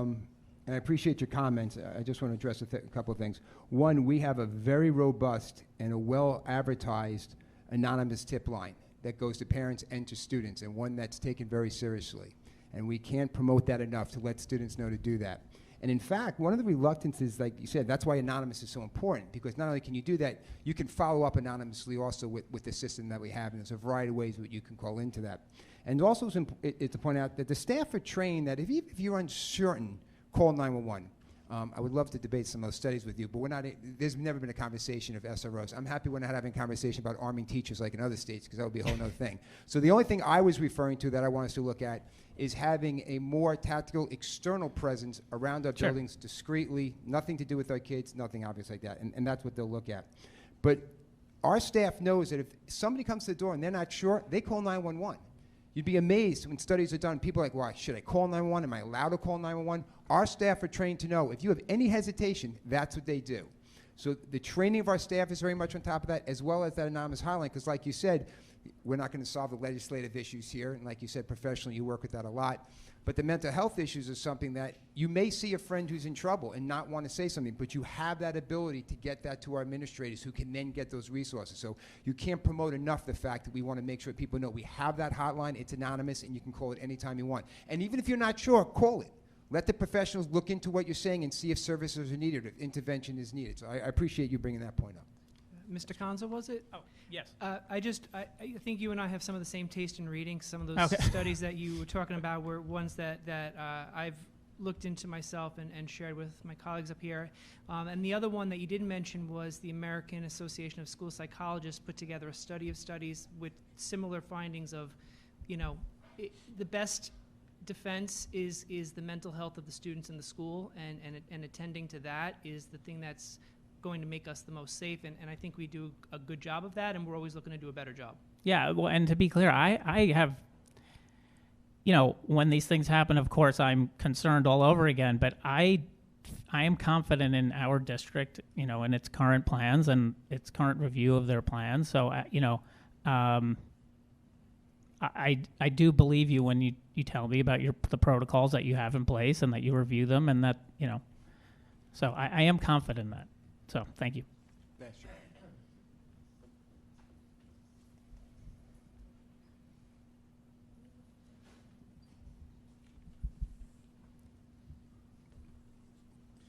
Good evening. Craig Kirschenberg, President of the Teachers Association. And I just want to say a couple of things about the need for security personnel at all of our buildings. And we're constantly reviewing our plan. I'm on the district safety team. I think every single year we do a better and better job securing our buildings. But it's one thing that I hear from teachers in the 6 buildings that aren't the high school is that, it would be nice if we had security personnel if nothing more than as a deterrent outside of those buildings. And, we've had security here at the high school for a long time, and it's, I've been hearing it from the other buildings for I can't even tell you how many years. And unfortunately, when we have these kinds of terrible incidents like what we've, seen in the news a couple of weeks ago, and I mean, it just keeps happening over and over again every couple of years. It's scary. It's scary to be inside of a school and wonder if you're safe.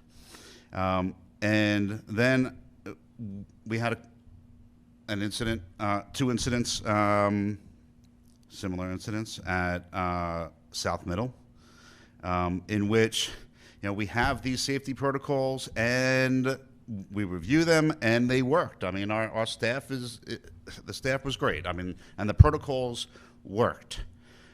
But it begs the question, and the question kept coming up to me over and over again, well, if it was clear that individuals weren't allowed on the school grounds during the school day, and if we had security personnel standing outside of the building, well, then perhaps it could have been diffused before it got to the point of implementing the next layer of safety protocols. So I appreciate, as Dr. Lynch was saying, that you want to consult with the new firm. Obviously, they should be involved in those kinds of needs assessments. So I appreciate that. I just want you to know that it's something that I hear from all the buildings regarding safety. Thank you. Thank you, Mr. Cushman.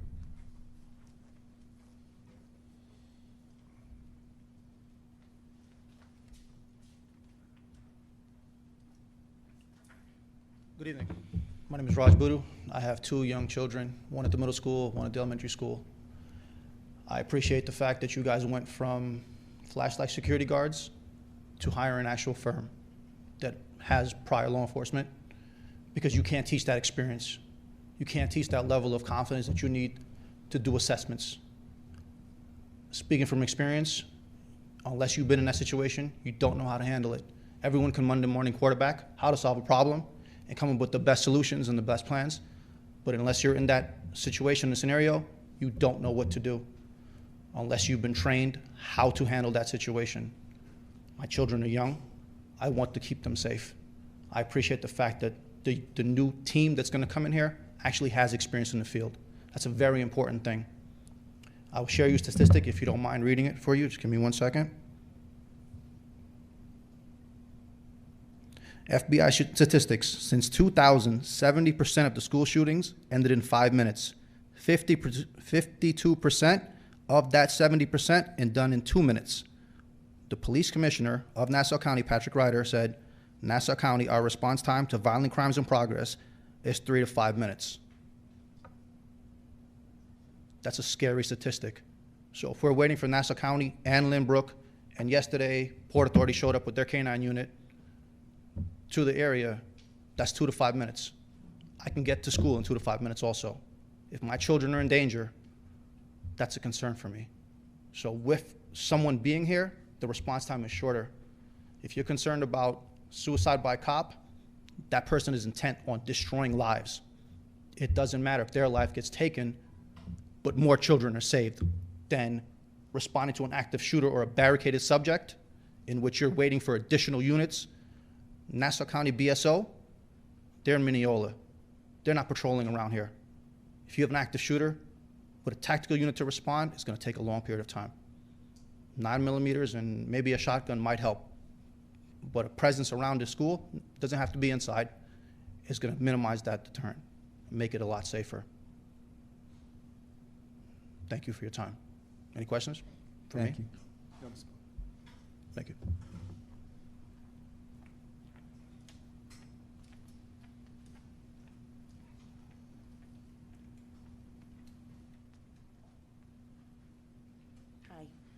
Lise Blank, I have 2 children in the district. I also work in a neighboring district.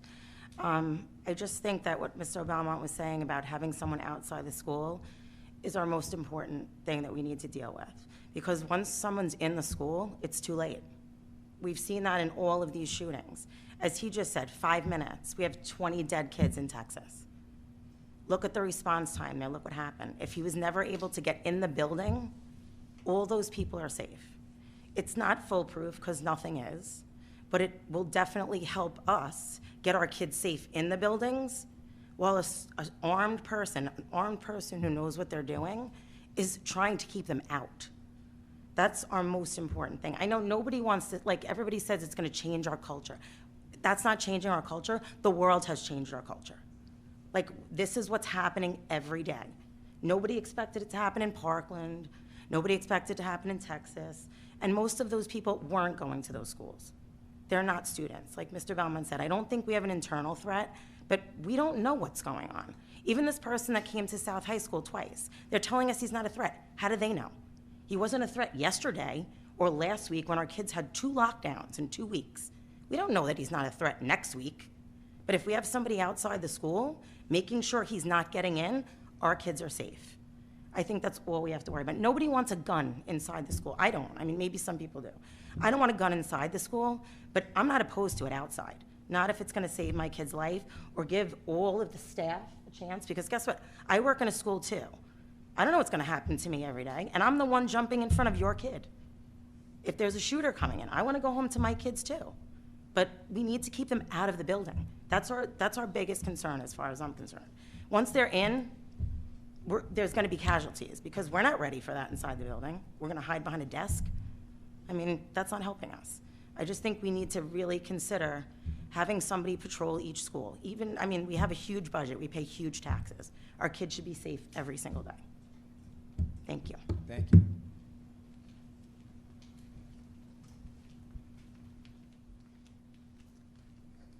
Hi, good evening. My name is Courtney Knack, and I have 2 children who currently attend Waverly Park Elementary School and one going to the kindergarten center this fall. I'm one of those people. My mom went to Lynbrook, I went to Lynbrook, my husband went to Lynbrook. Like, we are the archetypical Lynbrook people. But I'm also a teacher. I've been working in Great Neck Public Schools for 15 years, so the issues of school security are very important to me. I'm here to ask that before a district makes any decisions about changing our security protocols, that the board conducts a data-driven analysis of school security and consider the modifications we've made in the past. If I recall, back in 2018, I remember people were so deeply concerned, as I'm sure all of us were, about school security after the Parkland shooting. I did closely follow what Lynbrook Public Schools were doing, and the changes were monumental. I remember, you know, the keypads going in on doorknobs. Everything really was stepped up in a way that made me feel incredibly safe and so grateful to live in this town. And even in that time, in 2018, armed SROs, or school resource officers, were not implemented then. And I also take comfort in knowing Lynbrook has its own police department. We have a close working relationship with Lynbrook PD, Nassau County PD, and I'd also want to know, like, what are the police officers' feelings about dealing with armed SROs? You know, how would they interact with them, particularly in an emergency? And again, with the data that's come out, I think Mr. Murray referred to it, from the newest JAMA study on over 130 school shootings, that fatalities are 3 times higher in instances where armed school resource officers are available. So that is deeply concerning to me. I know we all want to protect our kids, but I don't want to add a factor that could make one of these very rare, dangerous situations even worse. And the other thing is, too, is that I feel like there's been a little bit of a buzz about, like, what our kids are not getting in this school district, which, while I might not share that sentiment, it's something that people do feel. And inevitably, I would be worried about the costs of having to hire armed guards outside of buildings. And what would that do to our insurance policies to have a weapon on school grounds on, let's say, a retired police officer? So, I mean, personally, if I had the choice between something that's directly going for my children's educations or an armed guard outside, I don't know what that choice would be, but I do think that there is a fiduciary concern to be considered. So all I ask is that before any changes would be proposed or voted on by the board, that security experts would be consulted, and I do really am heartened by the new security information and the new firm. I think that's really wonderful news. And that data from experts were really carefully considered before any of these changes were made. Thank you. Thank you.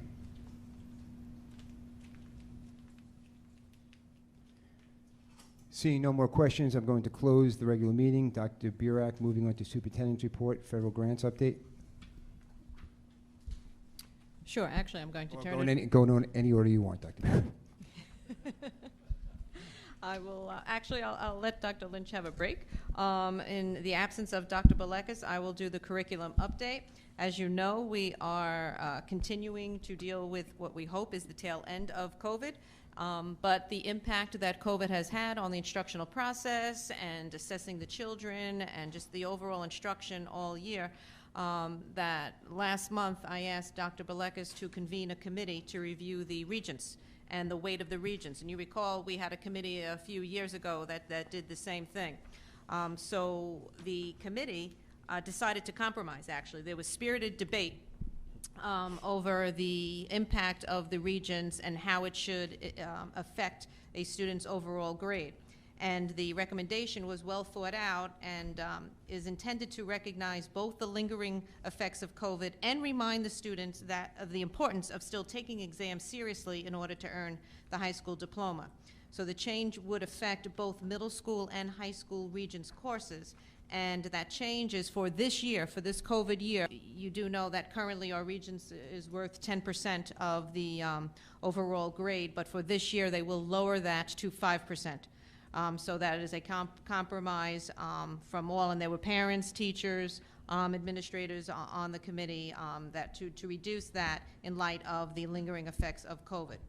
In addition, continuing the theme of trying to give our students the benefit of the doubt and present them in the best light moving forward, starting with this year's, and this is not just a one-year decision, starting with this year's junior class, only students' highest regent scores will appear on the transcripts.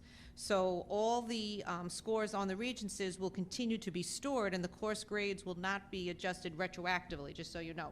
We're just starting with this year's junior class. And what we're going to do is if a student has failed a test or received even a lower grade on a regents exam but then retakes a regents in August and gets a higher grade, currently we maintain both of those grades on the transcript. We will not use the lower grade. We will only keep the higher grade. So that's going to be starting with this year's junior class, and it will put the students in a better light moving forward. Can I ask a question? Regarding the weighting of the regents, being that the beginning of the year there was no remote option and there were some students who were quarantined possibly for long periods of time and possibly missing some long periods of instruction and might have lower grades than anticipated, is it possible that the 5% could actually harm some of those students and that doing no harm would actually benefit all students instead? So I just don't understand why we would go to a 5% instead of a do no harm policy. So we put it in the hands of a committee. And you know, when we hear about getting feedback from people, that's why we have a committee. Okay, The committee has stakeholders, and do no harm is very misleading. Remember, some people think do no harm is do no harm, but it could be harmful for some students. I know so if we I have to just go by the recommendation of the committee. I mean, just looking at the other districts that have come out, Roslyn has done that, Hewlett put out a letter today, and I just have to say I'm somewhat disappointed with the result, and I'm afraid that it could possibly harm some students, have unintentional results to harming them, and you know, we wouldn't want to do that.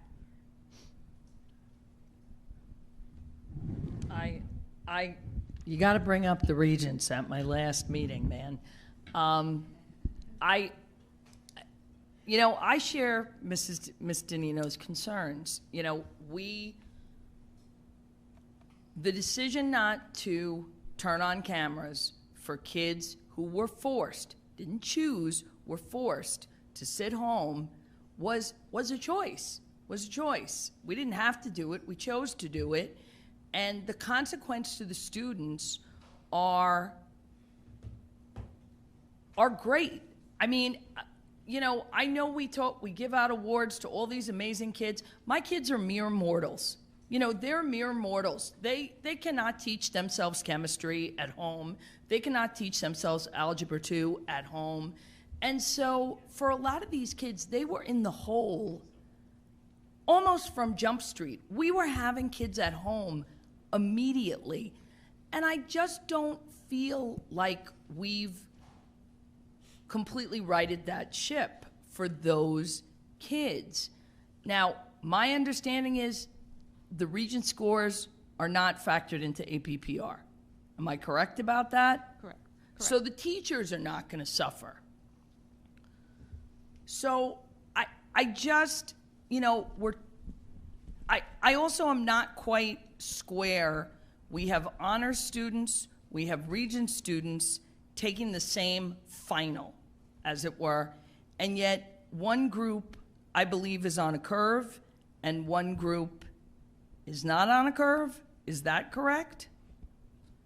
Am I wrong? No, I can't speak to that. Okay, you can't speak to that. Okay, which is No. fine. And I understand what you both are saying, but we do put these decisions in the I hands of know. a committee. I know. And it was a very spirited committee, and they came to a consensus, and this is what I they just have, want they to have say, recommended. like, we look at the state and we say so often that we don't trust things they do. So they just pulled the American history regents because of a question. If that question was so insensitive, maybe that question shouldn't have been on the regents in the first place. Okay, so clearly they're not trustworthy enough to make the regents.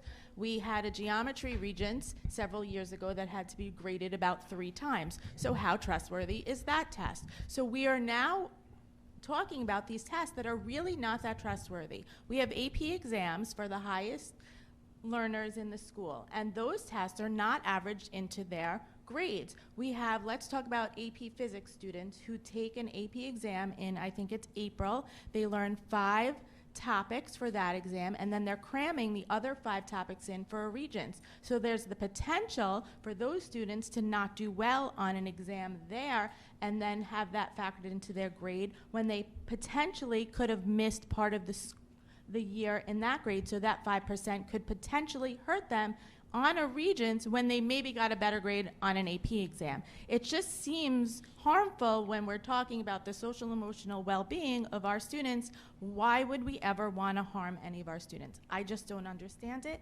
I just feel like I had to express my displeasure with it. That's all. Mrs. Dean, I understand what you're saying, and I agree that do no harm can definitely, you know, help certain kids, but I just want to say mathematically, 5% of their grade, like let's say, for instance, you have a kid, just to make the numbers easy, has an 80 average over 4 quarters. 5% of that is 4 points. That means that 76 points of his final grade will come from the 95% that's not part of the, you know, the final. The final exam is 5%, so 5%. Let's say he gets a 50 on a final exam. That's 2.5 points.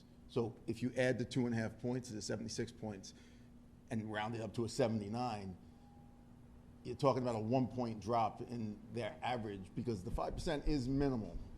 But I do But some children on their transcript, that 1 point is, they're it could hanging be, on to. It could be.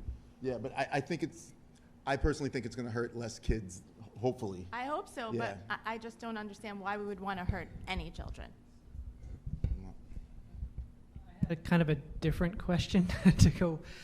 You had said that this is a change in our grading that we're doing for this year. Because of COVID. So I guess my question or suggestion would be, rather than, you know, try to have this conversation at the end of a school year based on, you know, situations outside of our control, that perhaps this is something that we should look at in more depth beginning in September and come up with a long-term solution that is, you know, research-based, best practices in grading and assessment in general.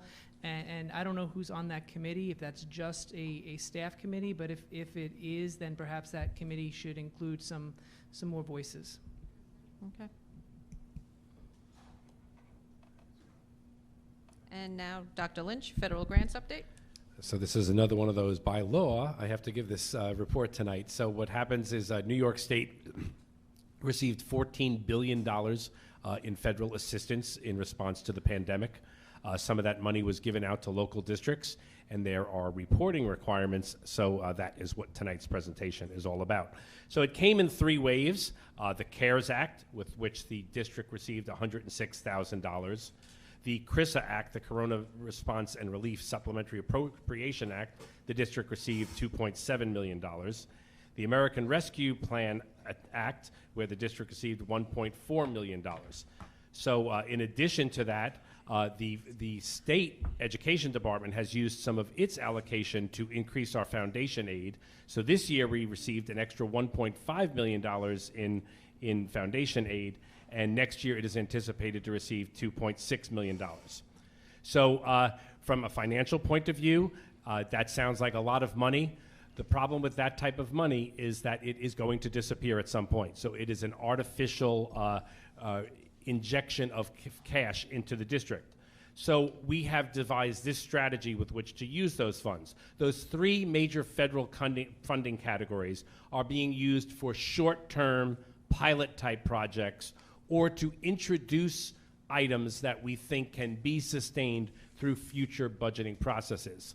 Therefore, if we start something in the federal grants, we pick it up with that increase in foundation aid, and then we're moving towards establishing it in the real budget if it's something we intend to keep.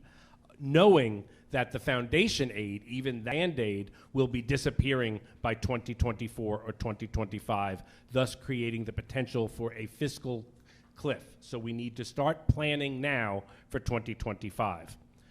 There's a requirement that there be stakeholder representation in all of these plans. So there was a 5-phase reopening committee that established the goals for reopening. And those goals were meeting academic, social, and emotional needs of our kids, mental health supports, and our operational continuity. After the reopening plan took form, we now have 3 standing committees that continues that work. The Social Emotional Learning Committee, chaired by Mrs. Mitchell, the Diversity, Equity, and Inclusion Committee, chaired by Dr. Balekis, and the Technology Committee, chaired by Mr. McDermott. So we've been regularly, Dr. Balekis' reports have been sharing the outcomes of those committee reports. The funding plans are on the website for full disclosure, and we have established an email address where people are free to put their thoughts together. However, I want to report on what are some of the real things that are happening with those dollars. I think that's what people would be mostly interested in. So our first goal for meeting academic, social, and the emotional needs of students. Dr. Balekis has been reporting on for months, the Science of Reading, the Sounds Right program that we're implementing at the kindergarten center, and then next year into grades 1 and 2. We are hiring in the current budget additional reading and speech support. We are continuing to hire extra special education support, both at the administrative level and the teaching level. We're creating professional development opportunities for teachers in differentiated instruction. We're creating summer learning opportunities for students. We have a English as a new language school program, after school program.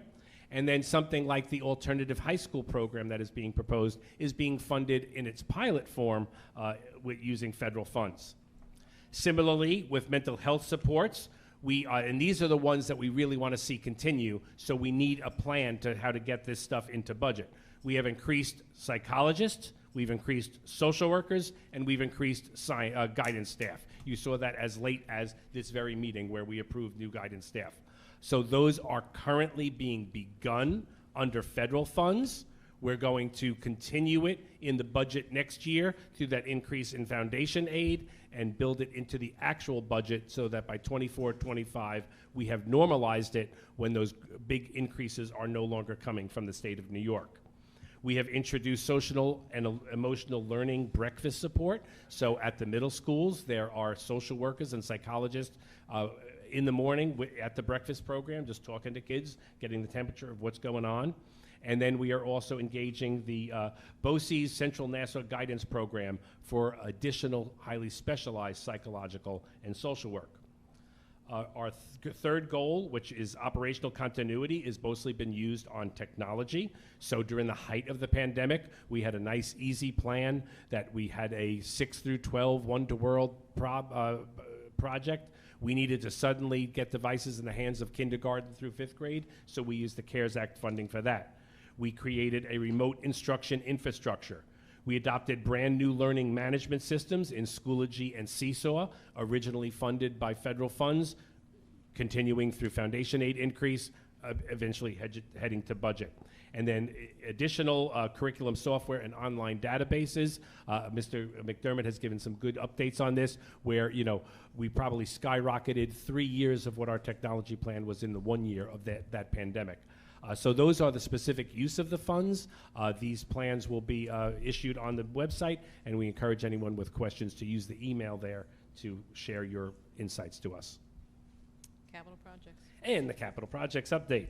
All right, so we have our old projects. At the high school here, we're in the final punch list phase. And at the Marion Street elevator project, we're also at punch list. We are doing testing and getting ready for the safety inspection. Unfortunately, some bad news on the Waverly Park Courts project. Tonight, there is a walk-in resolution where the board will be rejecting all bids. The bids came in too high. The low bidder, which we thought was going to be the winner, had to withdraw their bid at the last minute due to a mathematical error. So that was yeah.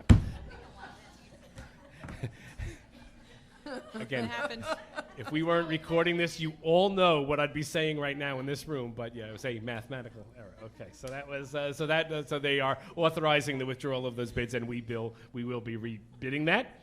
The high school library project, those drawings are being sent to the state. And thank you to the voters of Lynbrook. You have approved some new projects that we're now going to be finalizing and getting to the state. The Marion Street Turf and Playground Project and the North Middle Turf and Lighting Project. So all of those are still being drawn. We actually have a meeting with Marion Street PTA next week to take a look at some of those plans. So we're continuing to build. Thank you.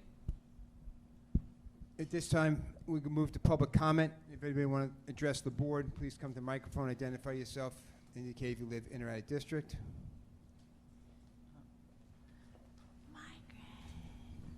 Margaret Marshall, resident. First, I'd like to commend the board on your picking of Tara Aragona for your replacement member. I don't know her personally, but what I read about her and heard about her, she'd be a very good addition to the board. Now, secondly, this is really minor, but what's happening with the diamond, the baseball diamond at Waverly Park that we have roots growing through the sand? I brought this up many years ago about the field over here. I saw that there myself when I was doing the walkthrough with the security supervisor. Yes. That we have roots. It needs a little sprucing up. Yes, I it think does. the grounds crew concentrated on the sporting fields, where we have games and stuff. But I if know Mr. this is McDougal minor. is not This watching, is minor I'm sure thing, he but will. this is the Waverly Park way. Come on. I understand. Oh, okay, thank you.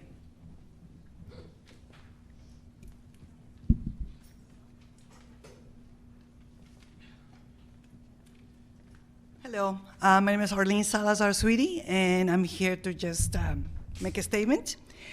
I just want to take the opportunity to thank the board for the support you've given the Lynbrook athletes, in particular the boys swim team. I don't know if you remember, but 9 years ago, some of you were on the board, especially Dr. Burek for sure. My son and I, he was 9 years old, he came with all his medals, and he stood here with me asking to consider funding for this boys swim team.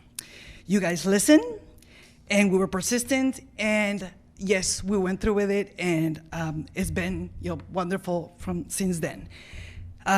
We joined forces with the Southside Lynbrook, Southside Rockville Center and the Lynbrook High School. Since then, we had not only county qualifiers, we had division qualifiers, conference qualifiers, and state qualifiers as well. My son, the little 9-year-old that stood here in front of you 9 years ago, was one of them. And he wanted to be here today, but considering the time, I think he made a good choice not to be here with me.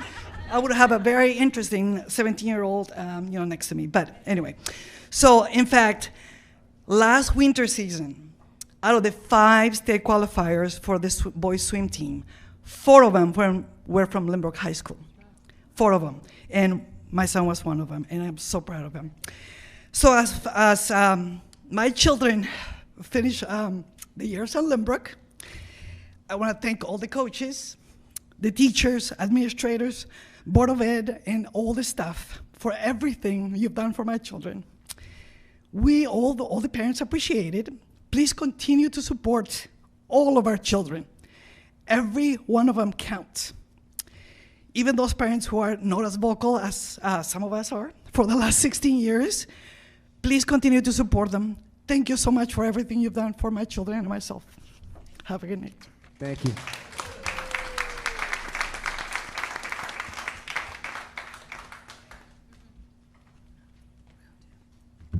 Hi, it's me again, and now I'm going to cry, Arlene. I've been crying since the dinner the other night, so if I start to cry, sorry. I want to ask a question about the Regents. I stood up here in 2018. I never in a million years thought that Lynbrook would adopt a do not harm policy, and I was shocked when we did. I was just as shocked when we only waited 1 year until we turned it over again, and we dropped it to 10%, which is what I was hoping for in 2018. So, and then COVID hit, and we had no regents. Last year we only had I think 3 or 4 regents available, and it was kind of optional. So we really don't have any data to see how the do not harm would have transpired over the years. So I'm asking you to reconsider. I do know that the parents on that spirited committee were for do not harm. They were not happy with the 5% compromise for some of the reasons that have been discussed, especially what Mrs. Hansen said about students not having access until January. A lot of students' grades in the beginning of the year were lower than would have been if they had had the instruction. So I think we owe it to them. And I would just want to let you know, this does not affect my child. So I'm here for all children.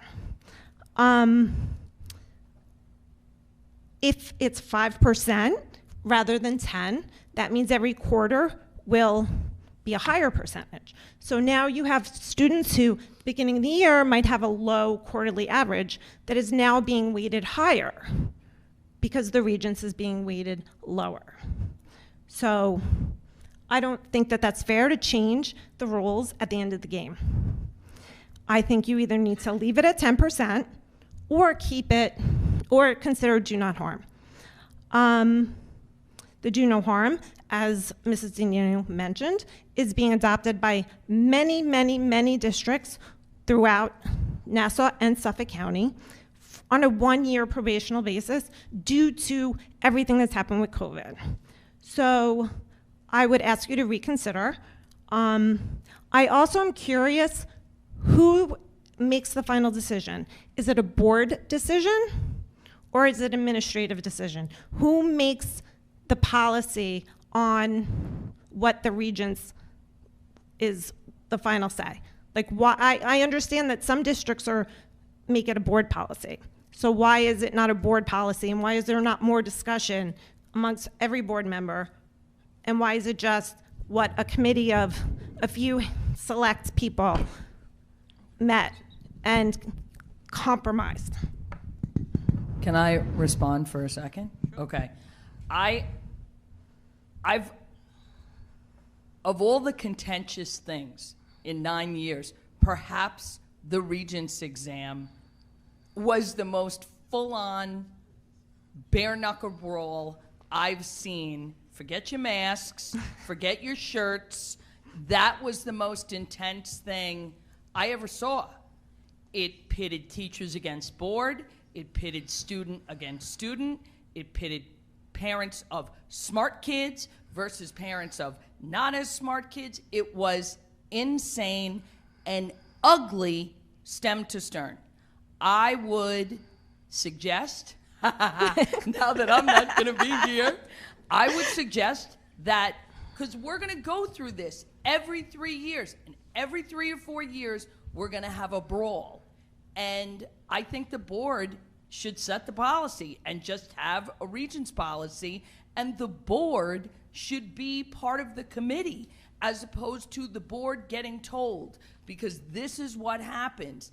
Everybody, no one's happy, they come to the board, and then ultimately the board who is out of it until that last second, we end up being the hockey referee. And I don't think it's a great position to be in.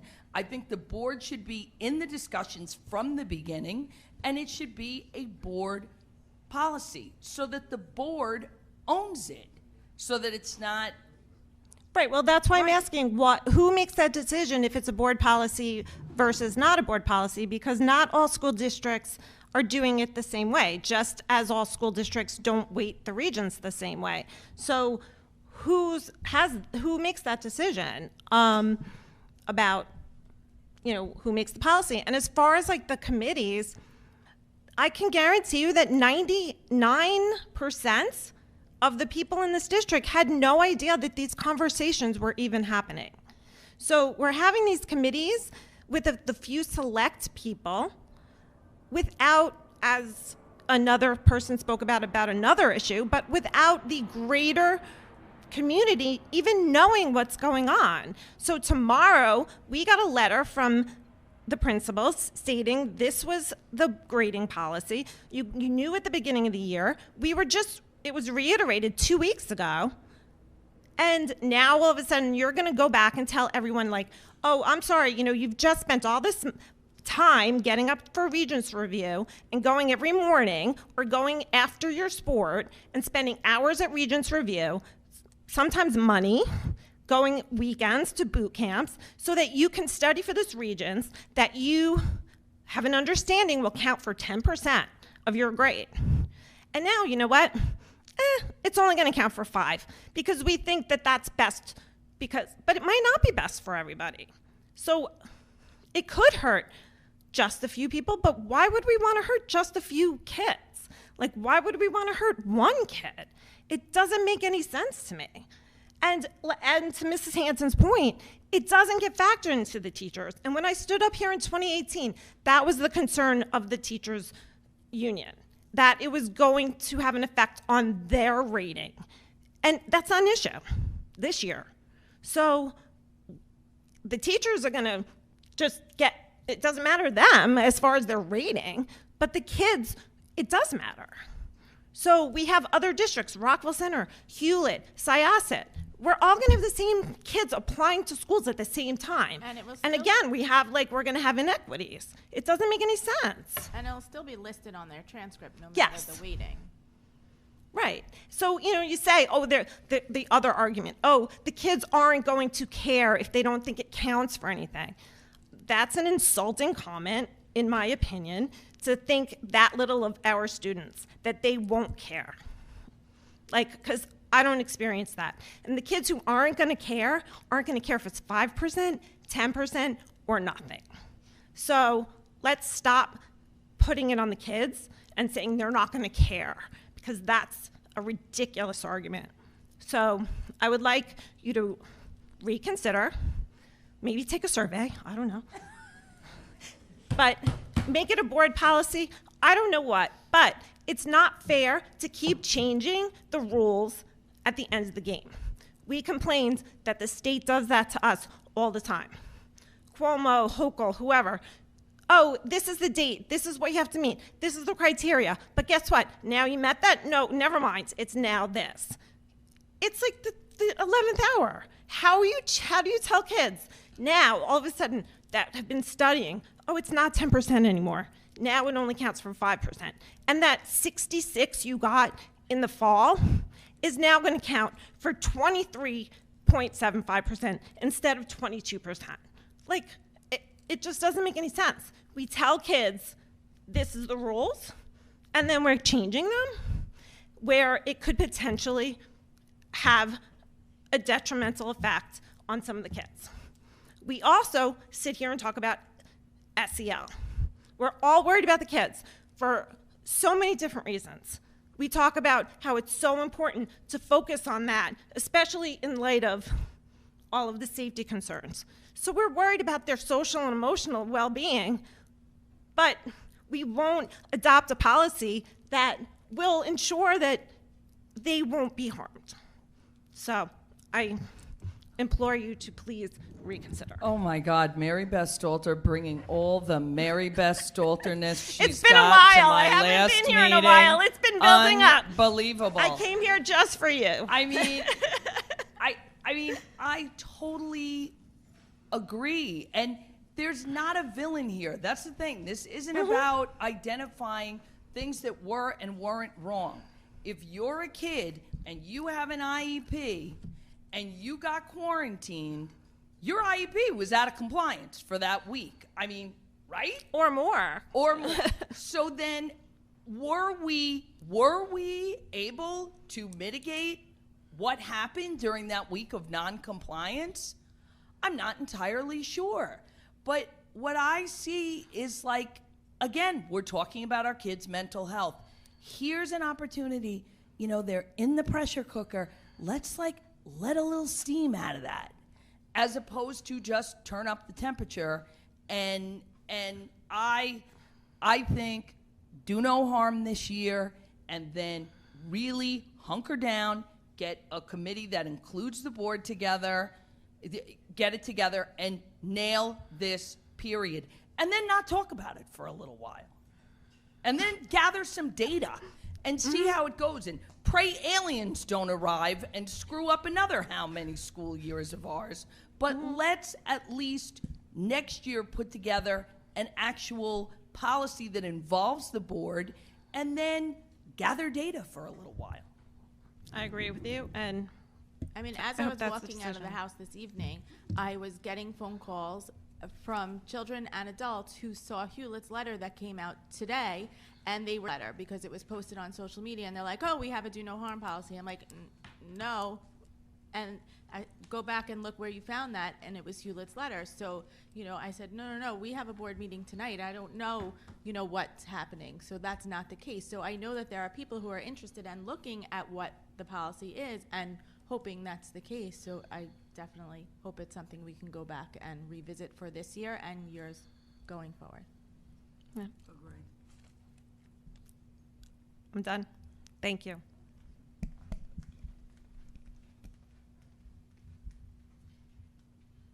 Seeing no one else, we're moving on to, we have two sympathy resolutions this evening. Rosemary Brosnan, whereas the members of the Board of Education of the Lynbrook Union Free School District have learned with sorrow of the passing of Rosemary Brosnan, former senior account clerk in the Lynbrook School District, and whereas Rosemary Brosnan served as an employee of the Lynbrook Public Schools for 25 years from 1971 through 1996, retiring from the Facilities Department. And whereas the Board of Education is mindful of the contributions made to our district by Rosemary Brosnan during her years of service to our community. Be it resolved that the Board of Education records its sorrow, its sympathy, and the esteem in which Rosemary Brosnan was held. And be it further resolved that a copy of this resolution be sent to the family of Rosemary Brosnan with the hope that they will find solace and comfort in the rich heritage of good works for which she is remembered and revered. Sadly, we have one more, Anna Ryder. Whereas the members of the Board of Education of the Lynbrook Union Free School District have learned with sorrow of the passing of Anna Ryder, former food service worker in the Lynbrook School District, and whereas Anna Ryder served as an employee of the Lynbrook Public Schools, retiring from South Middle School in 1982, and whereas the Board of Education is mindful of the contributions made to our district by Anna Ryder during her years of service to our community. Be it resolved that the Board of Education records its sorrow, its sympathy, and the esteem in which Anna Ryder was held, and be it further resolved that a copy of this resolution be sent to the family of Anna Ryder with hope that they will find solace and comfort in the rich heritage of good works for which she is remembered and revered. We have 3 donations this evening. We'd gratefully like to acknowledge and accept the following: 4 flats of assorted annuals valued at approximately $100 from Alma's Garden Center for the purpose of planting at the kindergarten center. Approximately $2,500 from the Marion Street PTA to be used to fund the following assemblies: Let's Go There, Bubble Mania, and Step Up, Stand In, Stop Bullying at Marion Street Elementary School. $1,800 from West End PTA to be used for the performance of A Year with Frog and Toad assembly at the West End Elementary School. Moving on to superintendent's recommendations. We have an additional resolution for a capital improvement bid that was not on the original agenda. It will be voted on as part of the consent agenda. I'd like to ask for consent agenda and resolutions 2206C1 through 2206C27, 2206NC1 through 2206NC15, and 2206G1 through 2206G65, 2206G67. May I have a motion, please? Mrs. Hanson, second Mrs. Marcus. All in favor? May I have a motion to accept the consent agenda? Mrs. Hanson, second Mrs. Marcus. All in favor? I'd like to have a motion to go into executive session to discuss the matter of personnel. Mrs. Hanson, second Mr. Murray. All in favor? Thank you. Good night. Get home safe. Cool off.